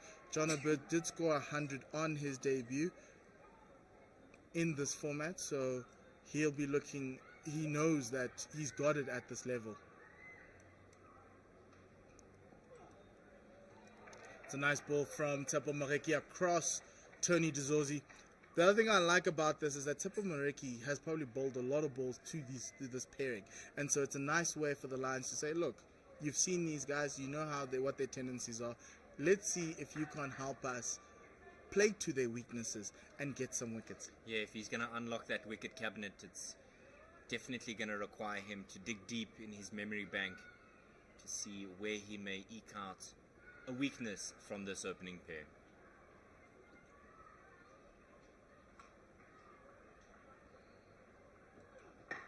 That was wide and should have been dispatched, but straight to the fielder. Bjorn Fontaine fielding at cover there. Great fielding They're bad ball from Mariki. Yeah, it's just offered too much width there to Johnny DeZorzi, and somebody who will no doubt be looking to get off the mark with the flurry. He's somebody who at times can play very aggressively, but we saw a far more measured approach from him last season. Perhaps maturity showing there. Oh, but sometimes you just want that, Tony. Another one defended back to the fielder at mid-off. This is a good start from the Lions. You don't, when you're defending 129, you don't want the opponent to get off a good start, start scoring boundaries and ending the game quicker. So, you know, keep the line in length, keep them quiet, keep the runs column quiet, put pressure on that side, and they might lead to getting wickets on that end.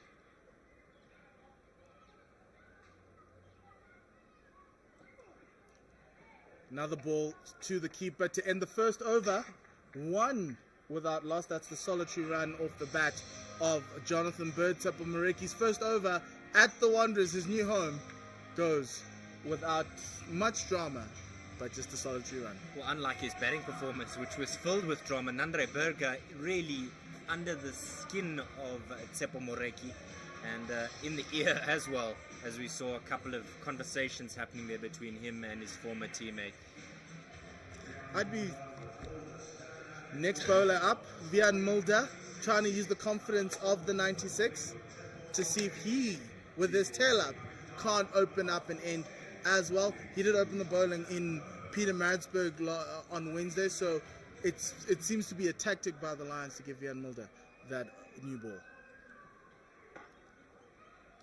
Perhaps necessary, Paul, because remember there's an absence of a Sisanda Makala, a Luto Supamla, and a Duan Olafir, who would traditionally be your first choice with the new ball, but nevertheless, confidence in Vian Mulder to do the right job early on, particularly with his ability to swing the ball, and fortune that a new ball brings to swing bowlers. Mulder in, short ball pulled for one bounce forward to square leg. Just too short there from Vian. It's an easy pickup for a ball coming into you in the power play when the field is in, and a great pickup by John Bird. Good fall from him. Yeah, he just rocked back onto the back foot there and pulled it away. There's nobody in that square leg region, so riskless in the aggression there. And to a certain extent, you need to have the patience, just like Vian Mulder had in the batting, to wait for the bad ball. Oh, that's popped up, but will land safely on its route to fine leg. Bit of fortune there, as it Malusi Sibot to the fielder. couldn't so nearly have gone to the man at forward square leg. I don't know if you'd call him directly mid-wicket. He's perhaps not as straight as you would expect for a mid-wicket fielder, but he's certainly in that forward square leg type region. Mulder in. Oh, that's cut him in half, and because of the bounce of the Wanderers on any other pitch, that's castling,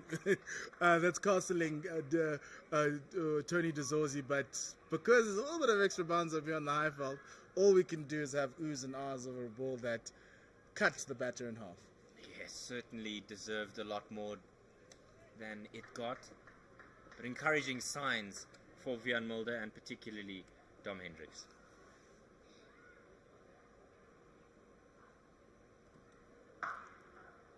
Good shot from Tony DeZorzi that cuts that through cover. It was in front of square, a short ball, not a lot of pace from Vian Mulder, and it makes it easier for the batter to punch it through that offside for 4. Despairing dive there from Mitch van Buren in the cover region, but there was no way he was going to get to that with a laced shot like that, like a tracer bullet to the boundary. That's one of those Tony DeZorzi specials. He's really strong on the offside, and with the horizontal bat shot like that, it's one of his trademark shots. Oh, that's up in the air. There is no fielder, and it's going to land safely. The question is, will it get to the boundary? It does not. It plugs but good show of aggression and intent from Tony DeZorzi. End of the over, 11 from Vian Mulder. The score is 12 without loss. Yeah, bit of an expensive one there from Vian Mulder. He'll want to rectify it, but I think Tony DeZorzi will note that success and perhaps look to continue his squeezing of that option for the lines.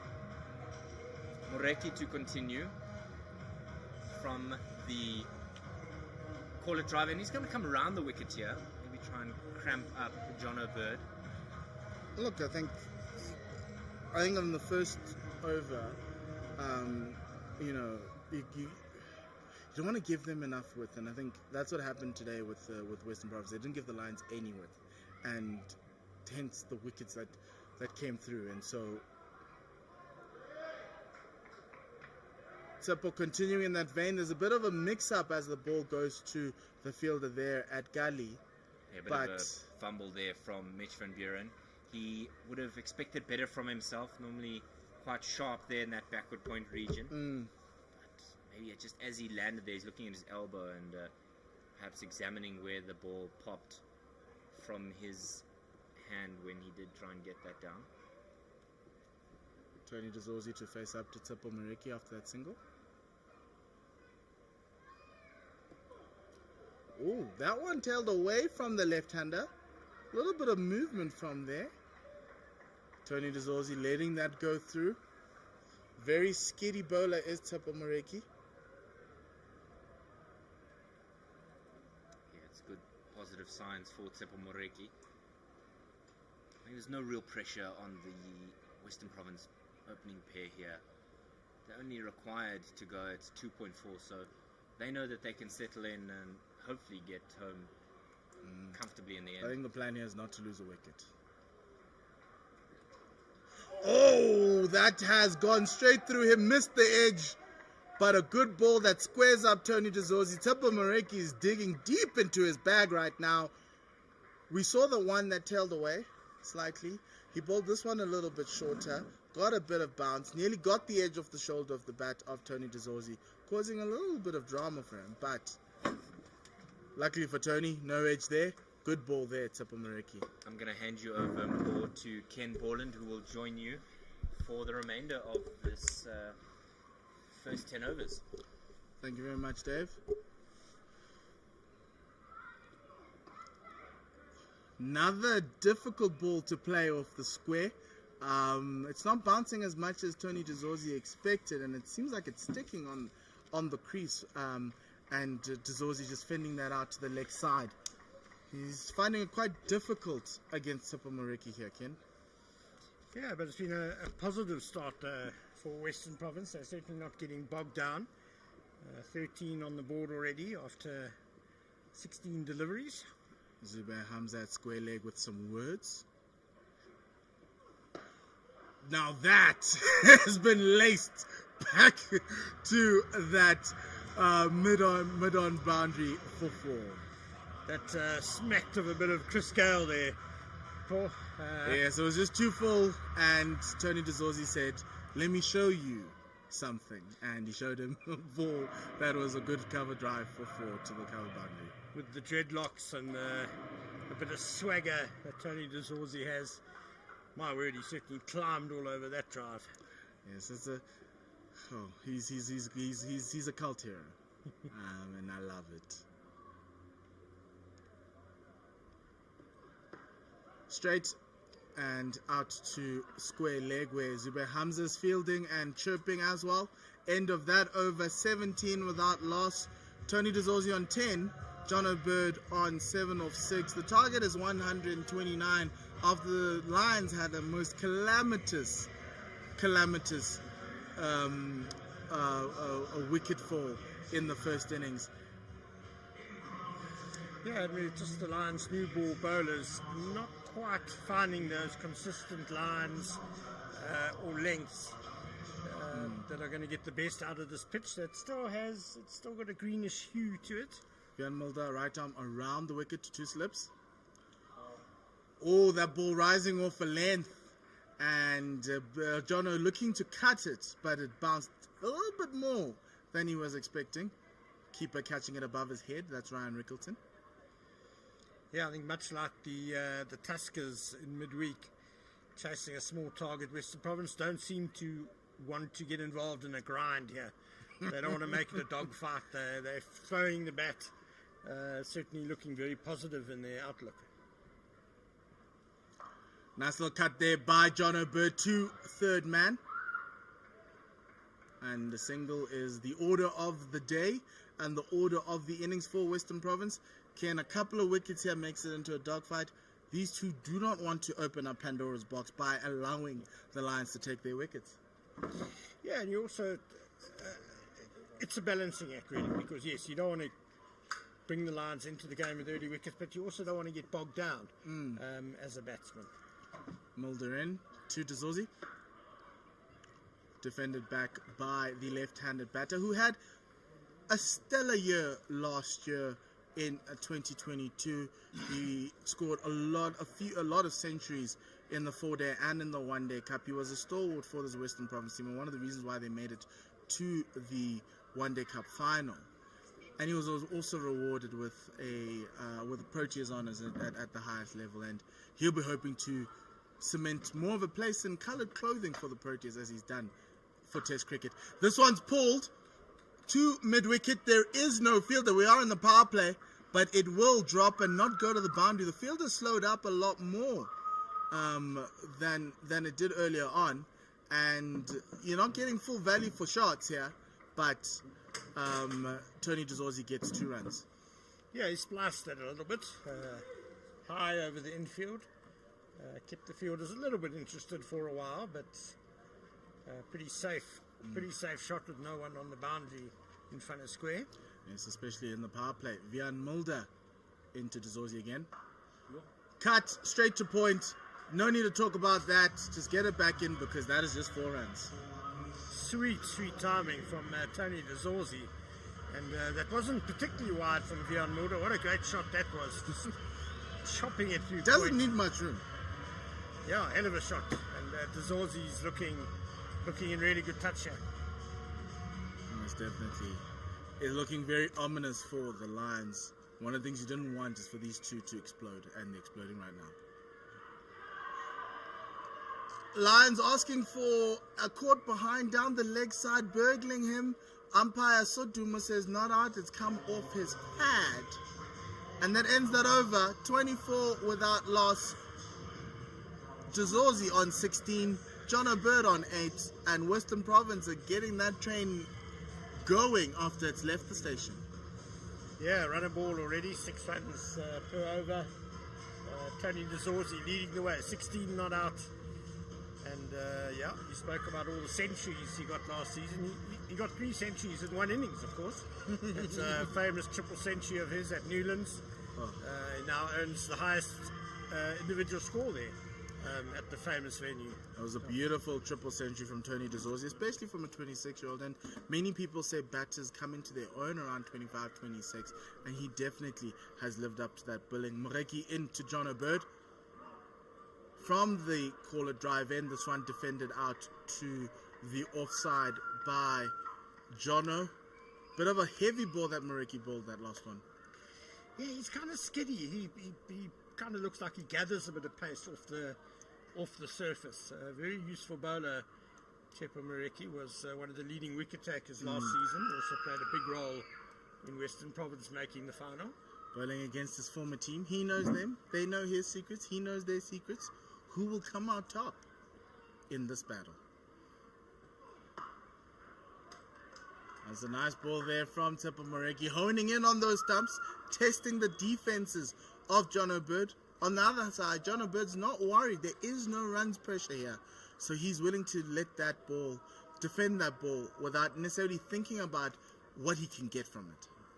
Yeah, it's a good start to the over from Moreki, and he also needs to be patient and not move away from this now. He needs to just try and build some pressure in that channel that he's found in this over. His bowling partner is struggling, but he is not. 6 runs only. And John O'Bird comes down the wicket. He tries to lift it over mid-wicket. It will not get to the boundary as the 2 fielders converge. Malisi Siboto picking it up.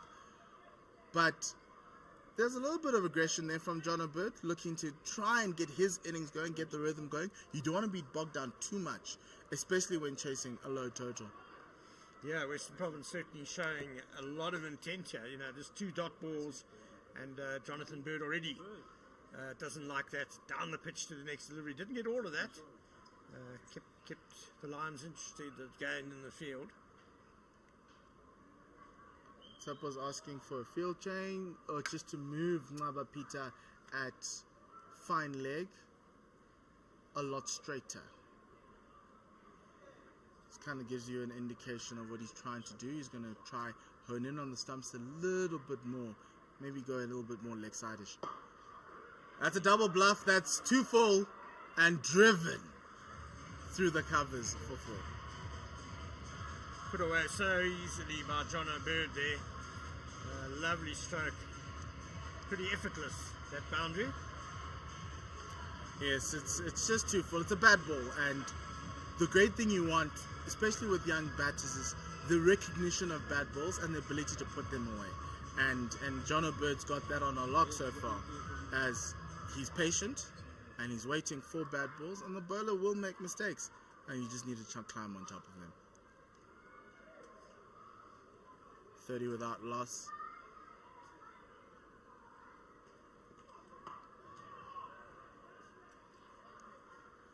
Just a dot ball. Lions looking for a way to break this opening stand, get into that batting lineup of Western Province, but so far they have not been able to.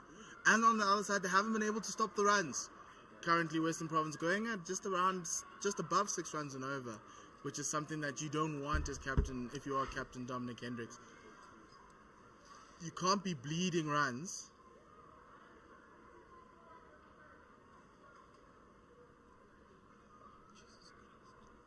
Mariki in again. This one, just past the diving hands of Mitch van Buren at Gully. Josh Richards at Gully. Josh Richards was the fielder on the boundary. They picked it up, but Mitch van Buren doing a great job there.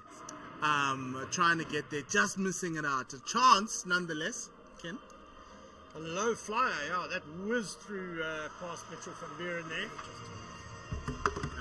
Would have been a quite brilliant catch if he'd managed to take it. Good work on the boundary too by Josh Richards.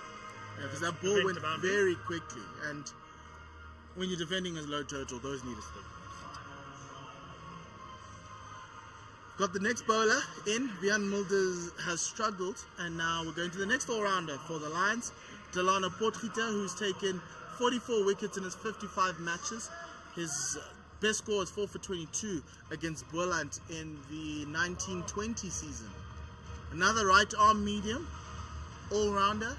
The Lions have always been blessed with great all-rounders. They've had Chris Morris, they've had Dwayne Pretorius, Delano Potgieter also now coming through as well in the same mold.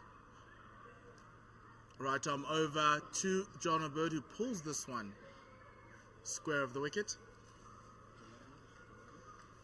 It's got one slip there, Ken.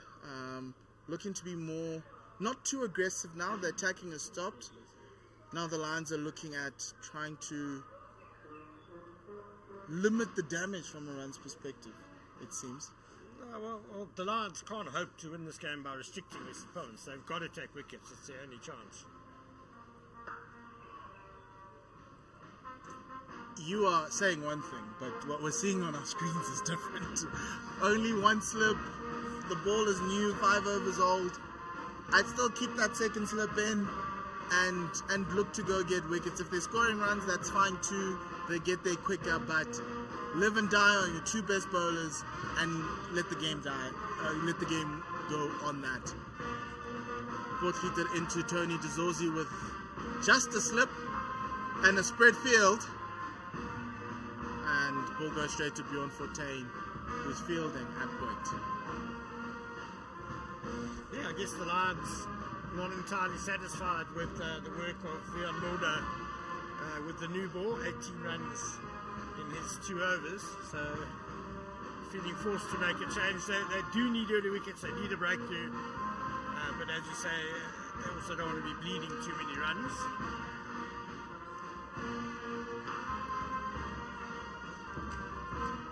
Full ball down the leg side from Duzozi. No run. Delano pot leader looks a pretty wicket-to-wicket bowler. No great pace, but it looks like he's just going to bowl nice and straight. Try and target the stumps. Perhaps nibble it around a bit. Try Just and get that an military LBW. medium. That's just military medium.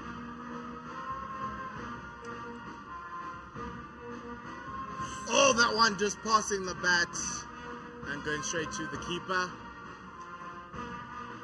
Wow, that seemed away quite considerably, that delivery from Potkida. Yes, and I think the issue here that Dominic Hendricks is finding himself is on the one side he's leaking runs, but he needs wickets, and so that's what we're getting, the spread field. You do have some attacking on the offside, which means you need to push it down the offside as a bowler. Straight over that fielder who was in there. That catching cover was Zubair Hamza, but it'll go to the boundary for 4 runs. We've seen some streaky shots so far of the past two overs, 1 and over, but Western Province survived. It's 36 without loss. Still going at 6 and over. Oh, that was a thumping hit by Tony Dezorzi. I think it was Bjorn Fortuyn who leapt hard to try and catch it. It would have been an incredible catch if he pulled it off. So Tony Dezorzi certainly stamping his dominance here as the floodlights start to come on at the Wanderers. We also have the brass band going, trying to give the home team some energy. It is a hard slog defending 129. As we enter the twilight here in Johannesburg. Floodlights coming on. Tsepo Moreki. Down the leg side, over the top. That is a 1 bounce 4. Oh, it's a 6 from John O'Bird. Well dispatched. Bad ball down the leg side. And John O'Bird says, thank you very much. Leg stump half volley, got what it deserved. Unfortunately, the Lions bowlers just haven't been as disciplined, as controlled as Western Province were with the new ball. I think it's a big worry, and when you look at the teams and how they set themselves up, right? The Lions have always been batter heavy, and the bowling's been an issue, but they've got injuries. Lutus Apamna's injured, Duan Olivier is injured, and that's the pace that you kind of need at this level. You know, that extra 5-10 kilometers per hour. Moreki in again. Oh, that nearly got the outside edge. Good comeback by Moreki. The Lions, of course, have selected 2 specialist spinners in their team, Bjorn Fortuyn and now Pepita. But Malusi Sabolta is still to bowl. And I know Sabolta normally does the job in the middle overs for them. But, there might not be many middle overs if they carry on like that. And that's the question. Why don't you start with him? Get him in, yeah. You know, they've got a man at deep square leg for the catch, for that bad ball that Moreki bowled. But this one was a good one. And shepherded down to third man. Josh Richards is fielding at third man, as though he's an opening bowler. But he's an opening batter.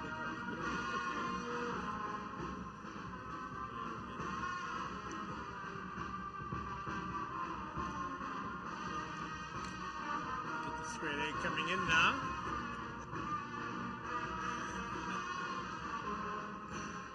The Duckworth Lewis par right now is 8. So this gives you a sense of where you need to be, where Western Province is. Easy runs down to third man. It's a hard place to kind of defend, especially when you've got these low totals. And you're in the power play right now. You're only allowed 2 men outside the ring, and you can see for John O'Bird, fine leg comes in to the ring and square leg goes out. Third man still stays there, and there's a lot of places where this Western Province opening pair can find runs. They're already on a 44-run partnership. They're doing really well so far, laying that foundation, not allowing anybody else to do the job but them. Quick single to that fielder at the circle who was fielding in the ring down the leg side. That's Ngaba Peter, is playing his first game for the Lions today. He's hoping that there'll be enough time for him to turn his arm around. Yeah, it's so far very smooth sailing for Western Province. They're taking plenty of singles, and there's also more than enough loose deliveries that they've managed to put away to the boundary as well. Isn't it? It's a game of patience, and you have to play what you're given. And the Lions haven't been bowling well, and it's made it easy for Western Province. Short ball in the air. Can Fine Leg make it? No, he can't. It's going to be about one bounce for.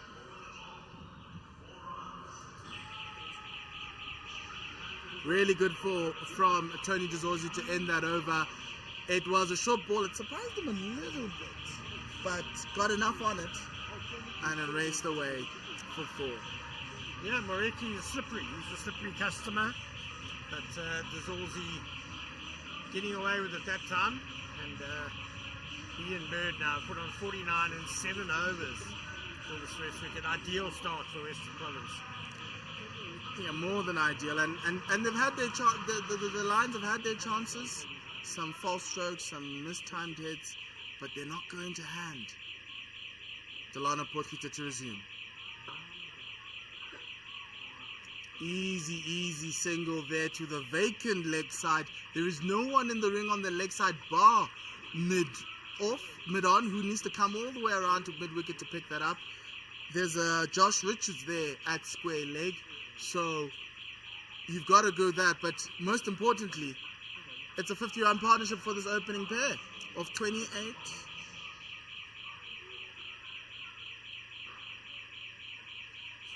43 deliveries, so really good time. In 28 minutes. Oh, you won't see many better than that.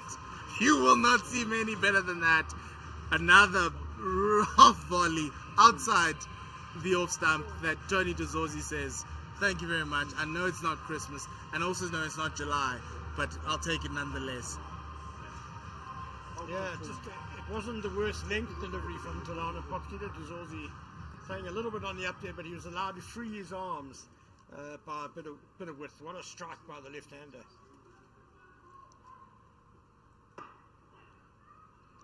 Oh, that's going to make the coach very happy.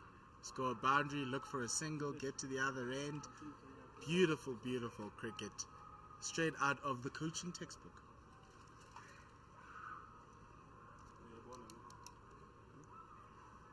.55 without loss are Western Province. They're looking to make it 2 wins in 2. They've beaten the Northwest Dragons last week Saturday, and they're looking to take another scalp on the Highveld. That's a beautiful shot. Just truly beautiful. Just leaning into it, letting the ball come off the bat. No force whatsoever by Jonathan Bird. And another 4. It goes 1, it goes 4, it goes 1, and it goes 4 in this over. Yeah, this is just all too easy for Western Province at the moment. I fancy Delano Potgieter might take a rest after this over, and we should get a look at Malusi Samoto while the ball is still fairly new. We're just in the 8th over. Another short ball, but easily guided out to third man. Another 1. So we've had 11 runs off this over. A 1, a 4, a 1, a 4, and a 1. Will we get another 4 to close it out for the pattern? For those who love symmetry? Just noticeable how there does not quite seem to be as much life in this pitch now in the second innings of the day. Potgieter in. Now that coming back a little bit, a lot slower than what Tony Dezorzi was expecting. And it'll end the over. 60 without loss after 8 overs. Western Province going comfortably at 7.5. Yeah, it does again bring up the question, why did the Lions elect to bat first? Obviously the grass on this pitch was always going to be neutralized a bit by the sun all afternoon. And yeah, there just doesn't seem to be much advantage to bowling second. It's normally night games. Teams worry about a bit of dew as well. Wanderers is a bit of a chasing ground too. So difficult to know what the thinking was. And you what also they were hoping to do by bowling second. And you also saw that with the Van Mulder innings. It got a lot easier to bat on as the innings went and the swing was negated. So many big questions. Down the leg side there, John O'Bird off the bowling of Mareki. They're going to look for two and they'll easily come for two. There's a massive, vast expanse of space that Zubair Hamza had to cover at square leg as that ball was more of a mid-wicket. He did that really well, but couldn't prevent the second run. Yeah, again, the bowling has been a bit both sides of the wicket, which also, if the Lions bowlers can get it right and find the right lengths and lines, then maybe this pitch will spring to life a bit because they're hitting the right places. That's true. Mareki in again to John O'Bird. That's driven. Square drive to the point boundary in between the two fielders. There was a fielder at point. There was a fielder at gully. That's no problem for John O'Bird. He's seeing it like a beach ball right now. He is flying, yeah. I mean, there was a stage when Tony DeZorzi was well ahead of him in terms of runs scored, but John O'Bird has now overtaken DeZorzi. Bird on 36, DeZorzi on 30. Yeah, it's a little bit of width there from Tipo Mareki, and John O'Bird says, let me free my arms and show the world that I also can do what Tony's been doing on the other end. What response we're going to get from Mareki? Swan down the leg side for a single. Taking advantage of the fact that deep square leg is so deep and there's a fielder at fine leg in the ring, and you've also got a field on the leg side at mid-on. So there's like a Bermuda triangle where runs can be scored on the leg side. Would that be the same Bermuda triangle where the Lions batting innings Went the Lions to die. supporter disappeared? Oh, you could 21 say for so. 67 without loss of issues joining us. The Lions collapsed to 129, and Western Province are making light stuff of this chase. Good drive, good shot, good fielding, good bowling all round. Well, 129 was actually a considerable recovery by the Lions from 21 for 7, and just a quite remarkable innings of 96 at a runner ball by Van Mulder. I shudder to think what would have happened to the Lions batting if it wasn't for him. Oh, they'd have been setting records. Not the ones you want, but they have averted that, at least for today, and that's maybe the shining light for the Wanderers for their batting performance. Again, in that Bermuda triangle on the leg side, another single being taken. And because you're in the power play, you can't close that out because you're looking for wickets, and so you don't want to take out someone from the offside and put him in that spot in the next side to stop that single. But I don't know how long you can continue as Dominic Hendricks to allow that single in that. Well, his bowlers need to bowl on one side of the wicket. That will make his job as captain a hell of a lot easier.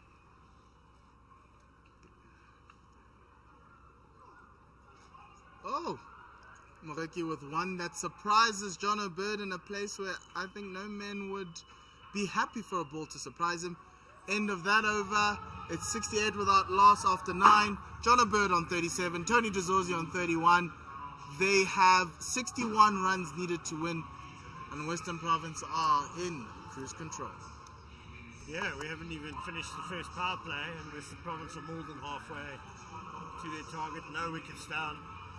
It's been a wonderful display by DeZorzi and Bird, the two Western Province openers, in terms of intent, positive batting, taking the singles, making sure anything remotely loose they put away to the boundary. You just sense the two confidence levels of these two batting lineups on two very different places at the moment. But it's also the two bowling lineups, the quality that Western Province have, and not so great a quality that the Lions are putting out today. Delano Potgieter to resume from the golf course in that first one, driven straight to Zubair Hamza on the bounce. And that's the thing. The Lions have been known for their fast bowling, but their fast bowlers are injured. And so you have to rely on Vian Mulder, on Delano Potgieter. Tipo Mareki's given a good account for himself, but he too has some bad balls in there. And so the Lions are going to be hoping that Lutus Pamela and Duan Olivier find a way back into the side very quickly. Oh, that's short. And it's pulled very slowly. It was a slow ball. He had to wait for it for a very long time, but he managed to dispatch it for 4 over the head of that fine leg in the ring. Yeah, long hop outside leg stump from Delano Potgieter with fine leg up. I mean, it's just a total recipe for disaster against a batsman who's seeing it as well as Tony de Zorzi is. It's actually quite interesting to think about. Had the line set to 250 or 300, would they have been able to defend it with this bowling? We'll never know. But the early signs are not promising. Yes. Question I want to ask is, what style of cricket are you trying to play? That's a good ball. On the top of off. Defended back to the bowler by Tony de Zorzi. Yeah, unfortunately, you know, it's a bit like, as they say in rugby, that if you can't win your set pieces, it doesn't matter what style of rugby you're trying to play, you're not going to be able to do it. And in cricket, you can't put runs on the board. Yeah, if your top order's 21 for 7, it really doesn't matter what style of cricket you are hoping to play. Yeah. 7-1 split aside. Potgieter in. Another good ball. That's it. That's what you want. A collection of good balls. Create the pressure, build the pressure, which is what the Lions have struggled. They've bowled some good balls, but they haven't put them in a consecutive. Whereas if you look at how Western Province started, Andre Berger bowled maiden, maiden, maiden, and in that period he took a wicket, and then it helped him get more wickets going on. And on the other end, Björn Hendricks was doing similarly, giving them a collection of good balls. Now that's another one, swinging in to the legs of Tony de Zorzi, and Delano is now starting to find the rhythm, find his feet. He has gone for 4 in this over, but it's been better from this Lions bowling attack. Yeah, perhaps now that he seems to have found his rhythm a bit, perhaps stick with Potgieter at this end, and maybe we'll see Malusi Sabota at the quarter drive end. Mareki having gone for 34 in his 5 overs so far. Last ball of the power play. Ends in a dot. So the Lions have managed to put 5 dots together in an over, and it's the end of the 10th over, end of the power play, 72 without loss. As we have a commentary change, David Midgley is going to come and join me in the booth. Yeah, change of bowling now with Bjorn Fortuin from the caller drive end. Option of spin. It's been a roaring start here by Western Province. Really looking to put the Lions to the sword. It's kind of salt in the wounds here. But it's also them following their game plan. Had they batted first, what would you have wanted? For them to give you a start like this, 72 without loss. Absolutely. In the power play, that's making the most of the power play. So regardless of what the other team has given you, you must always give you your best. And to a certain extent, in the back end of that Lions innings, Western Province became a bit complacent. Foot off the gas, yeah. You know? But it's good to see that they've brought the foot now to try and... Because the other way, you could do it like the Tuskers did over the weekend and just walk your way to the total. Whereas here, they are applying their principles, the things they learned in pre-season, and they're giving it... they're putting it on show, and it's the best way to learn. In a competitive match, when the intensity is high and the eyes of the game are on you. Bjorn Fortuin with 96 wickets to his name. I don't imagine that we'll get as far as that milestone of his, but you never know. Perhaps change in fortune for him. Change in Fortuin. Bingo card, please. Change in Fortuin. Thank you, Dave. We missed that. And he had the cheek to say.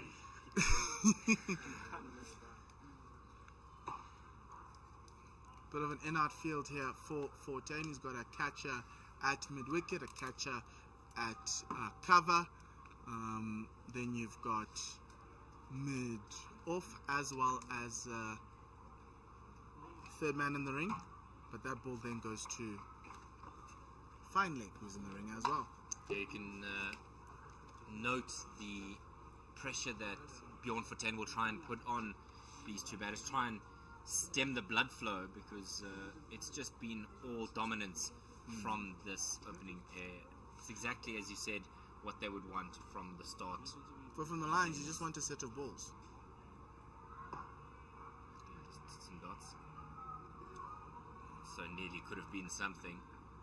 But that's what the pressure brings, right? 3 dot balls in a row. John O'Bird feels like he needs to get off strike. You get the risky single. Exactly.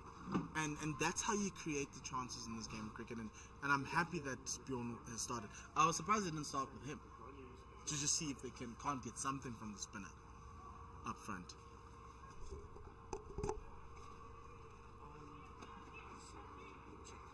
Lovely reverse sweep there. It's not the norm when you are facing the left armour. You know, normally as the left arm spinner, particularly with the direction of the spin towards the left-handed batter as well, you would think he would the conventional sweep rather than the reverse.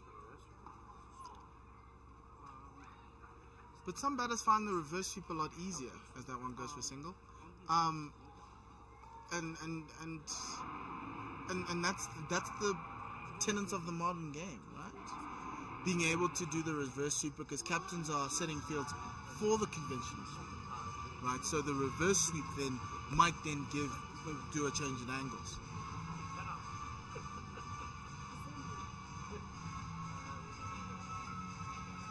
End of the over there, 11 gone, 75 without loss.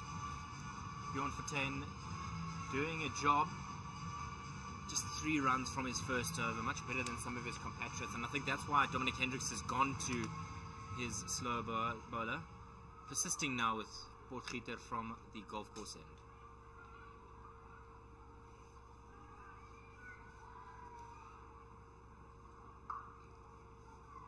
Not able to break that ring. Good fielding from Mitch van Buren. But and that was the question, Dave. Why would you not go to your Protea in the side? I know you started with the one Protea that's Van Mulder, that didn't work out.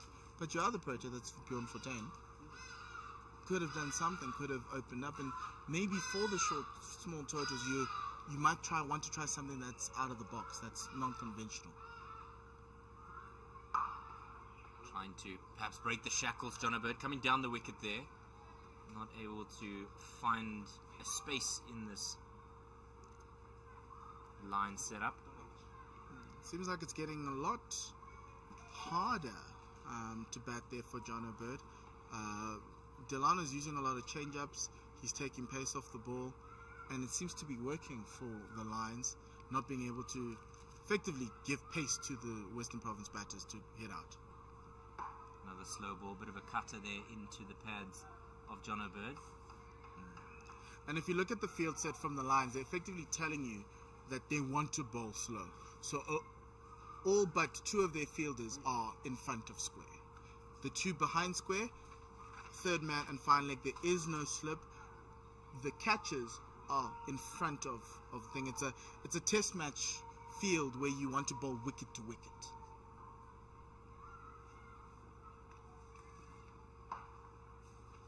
Just finding the man out there in the deep. They'll get one for it. Thought about a second there, but had to be sent home very quickly, did John O'Bird. And the throw came in at the wrong end. But good fielding out in the deep by Zubair Hamza. You can see that the Lions have discovered that he's a really good fielder, so they've put him out there to pasture, to run those far boundaries. Do you think it's a bit of penance for his batting in the last 2 games? Well, Joshua Richards is on the other side as well. Let that speak words. It's a mistimed hoof there onto the onside. And there goes Joshua Richards, as Dave says, for the penance. Yeah, I'm matching his shirt number there with the score today, unfortunately. He's changed his number. He used to be number 70, now he's number 1. Can he go back to 70? I think that's a more fortunate. I don't mean it in a slight, but I just Cricket is the superstition. Yeah, that's why I'm mentioning it. Looks to try and beat Mitch van Buren there at backward point, not able to do so. 3 runs from the over. They're all done. So 3 done in that over. And we come to the end of the 12th, 78 without loss. And Western Province have plenty of time on their hands, but only 51 runs to win. Look, Dominic Hendricks has now got the control that he's wanted. 2 overs, 3 wickets, 3 runs on each over.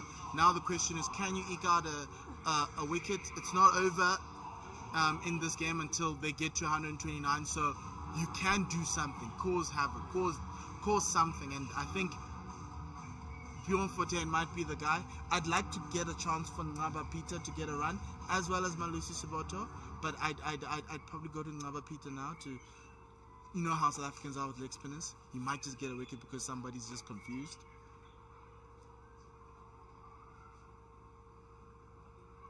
Down the wicket comes Bird again, trying to beat that man in the ring there, Delano Potgieter. And you can see that John O'Bird is getting frustrated. Particularly with Bjorn Fortuin. But if someone just said, just look at the scoreboard.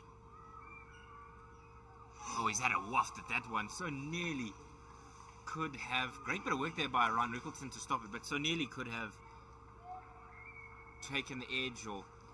He's feeling cramped up. Clipped his bail. If I'm Bjorn, I'm asking for a spinner. For a first slip. Just to add another voice in there. Make him feel as though he's cramped up for room.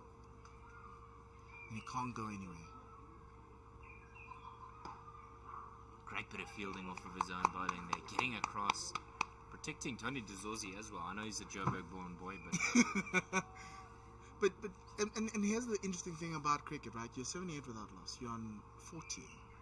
They bring on a spinner, and you feel as though you want to hit out. And you think these dot balls are holding you back. Just on one knee, sweeping it away to deep square. Siboto, clean up job there in the deep. And they say that South Africans are not great with spin, and those past 4 balls from John O'Bird are a slight indication of, or a slight view into how South African batters look at spin. It's really interesting to see the frustration that John O'Bird was going through there. Tony Dezorzi showing exactly what he should have done earlier in the over. What a shot! All the way, bang, 6. Crowd catch wasn't great, but Tony Dezorzi doesn't matter there. He's got his 6 runs, really good full value, and a man who's comfortable with spin, and you can see that. And John O'Bird, those are the next steps in his development. 85 without loss. Western Province is cruising. Let's see what Bjorn Fortuin can do. Again, it's a repeat. Up, Can it be bang. better? It's what a great catch in the crowd. Man in the maroon shirt made sure this time. Lovely stuff. Back-to-back boundaries to finish the over, 13 from it. And Tony Dezorzi picks up his 16th list A50. Really great innings from Tony Dezorzi. He's 50 off 39 runs. 39 balls, I beg your pardon. 23 dots, 7 fours, 2 sixes. Strike rate of 128 for 2. Quinton de Kock has announced his retirement. South Africa is looking for an opener. Tony Dezorzi is putting up an impressive CV. Yeah, absolutely. And I think he's done that for a while now. South Africa perhaps looking to him in the white ball format as well as the red ball format. He looks like Chris Gayle. Some teams might think he's Chris Gayle, and he's batting like a Chris Gayle at this point in time. As long as he retains Chris Gayle's form. Short, pulled away, up in the air, all the way for 6. 3 sixes in a row here.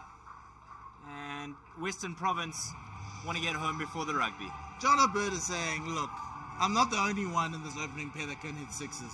So let me show you how I do it. And now he moves to 47 on his way to another List A half century. Just erring on his length there, did Potgieter. much better that time. Slow ball and a good response there from Delano Potgieter. 97 now without loss. Yes, and Jonathan Bird will be looking to get himself into another half century. He's had 4 in List A cricket right now and is looking for his 5th. Easy drop and run there for those two. No real pressure. And the dressing room showing some love there. Did a couple of polite applauses. Look, they're giving them exercise, getting ready to stand up and applaud and sit down. And then, look, the batting from Western Province has been top notch. You see Marwa Peter in the previous frame there. Hopefully he gets a go here. I would have loved to have seen him from the golf course end. Up and over the top, inside out, but it'll just be one bounce into the man there sweeping in the deep. Didn't control that ball enough. He was looking to get that down the ground, but the back turned as it, in the hand as it struck the ball, and it went a little bit more squarer to that fielder at the cover boundary for just a single. Some die-hard Lions supporters trying to gee up their men. Perhaps a consolation wicket would be beautiful. Think about a quick single there, not going to be the result for them. And there's no need, there's no pressure. Required run rate is 0.8. They're currently going at 7.2. It is 99 without loss. They are looking in full control. There's no need for a rush of blood to the head. No white line fever today for Western Province. Certainly not. Making a massive statement for the other teams in this competition. Outside edge, but no one is home, and that'll race to the third man boundary for 4. And 100 up for Western Province, and the 50 for Jono Bird. That's his 5th 50 in List A cricket. He also has 2 centuries. He might not get to a 3rd century today, but Jono Bird has also given us a great entertainment today. 52 of 44 balls, 19 dots, 5 4s, 2 6s, and a strike rate of 118. Jono Bird and Tony DeZorzi, another 100-run partnership to their name. Fantastic bit of work there from these two. They've come out and just said to the Lions side, we're really going to show you how it's done, opening the batting. Change of bowling now, and it's the one we've called for, I believe. Marwa Peter getting his first run in a Lions jersey with ball in hand. 100-run partnership there for these two. They've shared it 52 and 51. No extras here from the Lions, and it's been a great showing from these two. Something that Coach Nakadine of Western Province will be happy with, that his opening partnership is laying the foundation. Something that Russell Domingo and Hashim Amla are looking at the Western Province going, why can't our guys be as good as these guys? But it's a lot of work that's going to have to go back in for the Lions, whereas Western Province go home for a homestand. And they are going to... On Monday they're already playing. Just 1 day's rest. Public holiday game. Go and support them as well. Oh, wow. Slapped wide of the mid-off in the ring. Just using the spin and just lathered it to the boundary. 4 runs. Marwa Peter there. It's a welcome to List A cricket. First ball goes for 4. Yes, that's not what you want on your debut for the Lions.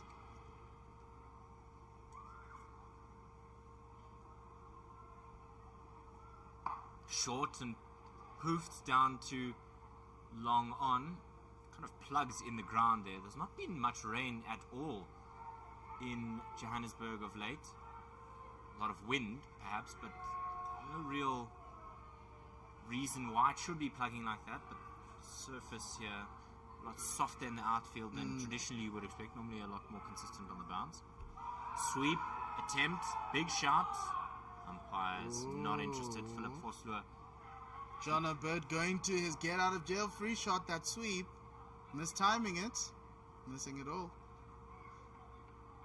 so nearly could have been a first wicket, and I think The umpire is thinking that it's holding its line and going on with the arm rather than coming back in. we'll see how we go. 5 runs from the over so far, and we're halfway through. Off the front foot, bang, 6. What a shot! Now, that one's a little bit easier, a little bit shorter from Ngaba. Peter dragged his length a little bit and made it very easy for John O'Bird to just get underneath that one and dispatch that 2 square leg for 6. And he also has to field the ball, apparently, John O'Bird, having to pick that one up from the throw in the deep. Ngaba Peter having a riotous welcome. So nearly could have beaten John O'Bird there. There's that one, the wrong end, the one that holds its line. Yeah, riotous in the worst possible way for a leg spinner. It's either, feast or famine. 11 from the over or a wicket. Maybe there's chance for one more. Carved away. And just the single. So they wrap up that 15th over with a single. 115 without loss. And the target looming near, just 14 runs to win. Yes, and it's been a really bad day for the Lions, but a massively great day for Western Province, who next up on Monday host the Dufferbet Warriors. And as you say, Dave, on a public holiday, 10 a.m. at Newlands. Well, get down to Newlands, a wonderful day to spend. And the Lions host here the Hollywood Bets Dolphins on Wednesday. Hollywood Bets Dolphins, who won yesterday against the Northwest. Bjorn Fortuin changing ends this time, looking to see if he can't find some joy at the golf course end. And in the other One Day Cup game that's on at the moment, Titans versus Boland. Dean Elgar picking up himself 100, 103 from 99 deliveries, 10 fours and not a single 6. Isn't that so iconic of Dean Elgar to get 100 without a 6 to his name? Nevertheless, he's Negative really, batsman he is. 380 for 7 is what they wrapped up their innings with. And the pick of the bowlers for Boland is Hardus Viljoen with 2 and Farisco Adams with 2 contributions as well from Stierman, Ngijima and Nyaka. So, like you said, change of end, but duality of spin as Bjorn Fortuin comes from the golf course end.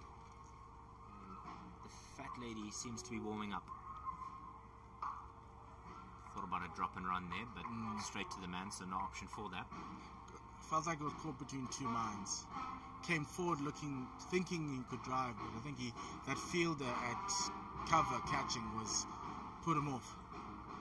Down the wicket, and this one squeezes out square between the 2 men there, and so that's why he's able to collect one. Look at umpire Philip Foster doing a bit of matrix there. That's a better adjustment from John O'Bird. First ball was caught him in 2 minds. This time he realized actually he just needs to open the bat Play it face later, and play it a lot later. Even though he was advancing down the wicket, which we can all run and talk at the same time, he is proving that in cricket as to do 2 things.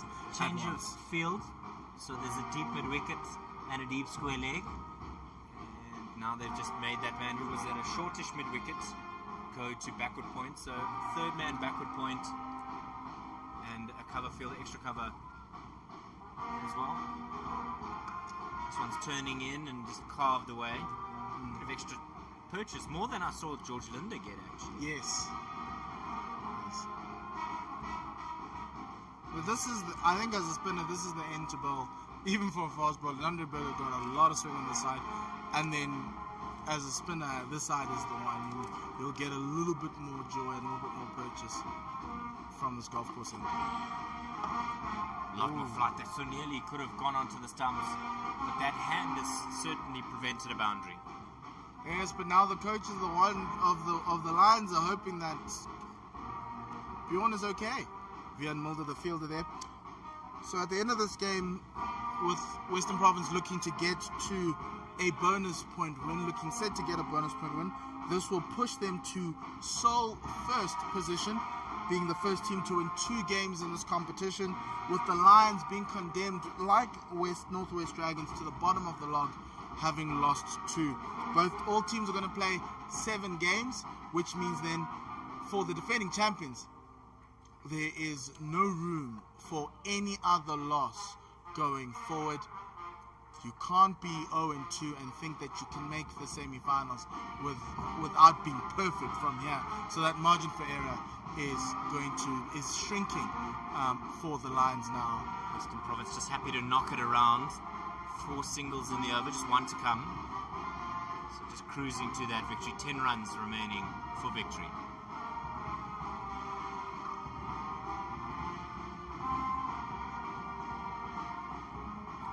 Maybe a vent of frustration there, but that is the end of the 16th province in the driving seat and continue to be so. 119 without loss.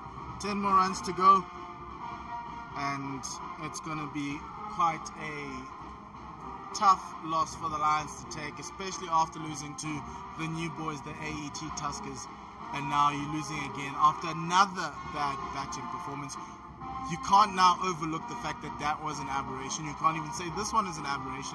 It could just be a pattern forming that in this season of the One Day Cup, this top 6 of Protea players in Rickleton, Hamza, Mulder, hasn't actually stepped up. Vian has stepped up, but everybody else hasn't. Josh Richards, who has had great 2 seasons so far as the Lions opener, couldn't do that today. Dom Hendricks, who's been the stalwart of this team and the captain of the side, also couldn't come up with the goods. Zubair Hamza, against his former team, couldn't come up with the goods. And lots of questions and finger pointing in the dressing room after this, because that trophy to Dezorzi. Shot, bang, repeat of one of our earlier ones. It's on the embankment. Is he going to take the catch? No. And a wonderful 6 there, just bouncing shy of that wonderful family having a seat there on the grass embankment. Tony Dezorzi sending bombs to the crowd there. Reminds me a little bit of those hard hats that were available in T20 games in years gone by. Oh man, the Pro 20. Oh, I remember those days. Hands on hips there from Ryan Rickleton, and what can you do when you don't have runs on the board? Just 4 now to win, and we're 1 shot away from that. Short there we line, go. and that's the game. Western Province, a massive victory.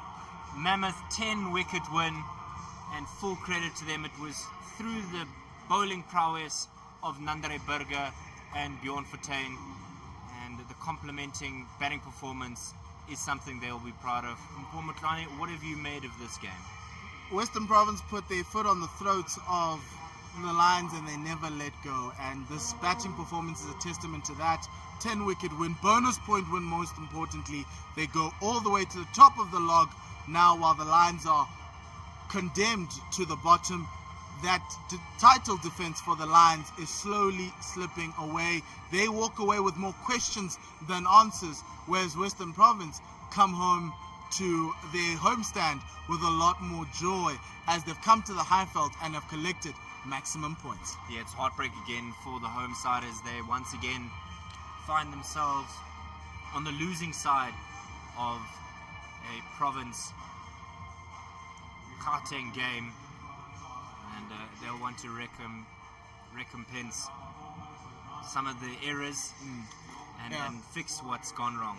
And earlier today, the Lions will put themselves into bat and were bowled out for 128. Vian Mulder being the only man to score in double figures, and he scored 96 runs of 93 balls as the Lions are bowled out for 128. The bowling of Nandre Burger, we got 6 for 38. Bjorn Hendricks in his 100th match for Western Province got 3 for 40. Mihlali Mpongwana bowled the solitary over for no wickets for 8 runs. Tiweka Nabe got this 1 wicket for 20 to end the innings for the Lions. George Linder also bowled got 0 wickets for 17 runs. Western Province, on the other hand, didn't need to lose wickets. The 2 that they put out were just enough. Jonathan Bird not out on 61 or 52 balls. Tony Dezorzi not out on 68 or 46, both getting half centuries. The Lions bowlers did not get any joy. They've bowled 5 bowlers: Moreki, Mulder, Potgieter, Fortuin, and Ngaba Peter, who was making his debut. No joy for them, just questions and a whole lot of disappointment. That is us here at the Wanderers. Thank you very much for joining our broadcast. We will be back with more games. Just follow the CSA app to be notified when more games are up in this one-day cup. For myself and Dave and Ken, it's goodbye and good night.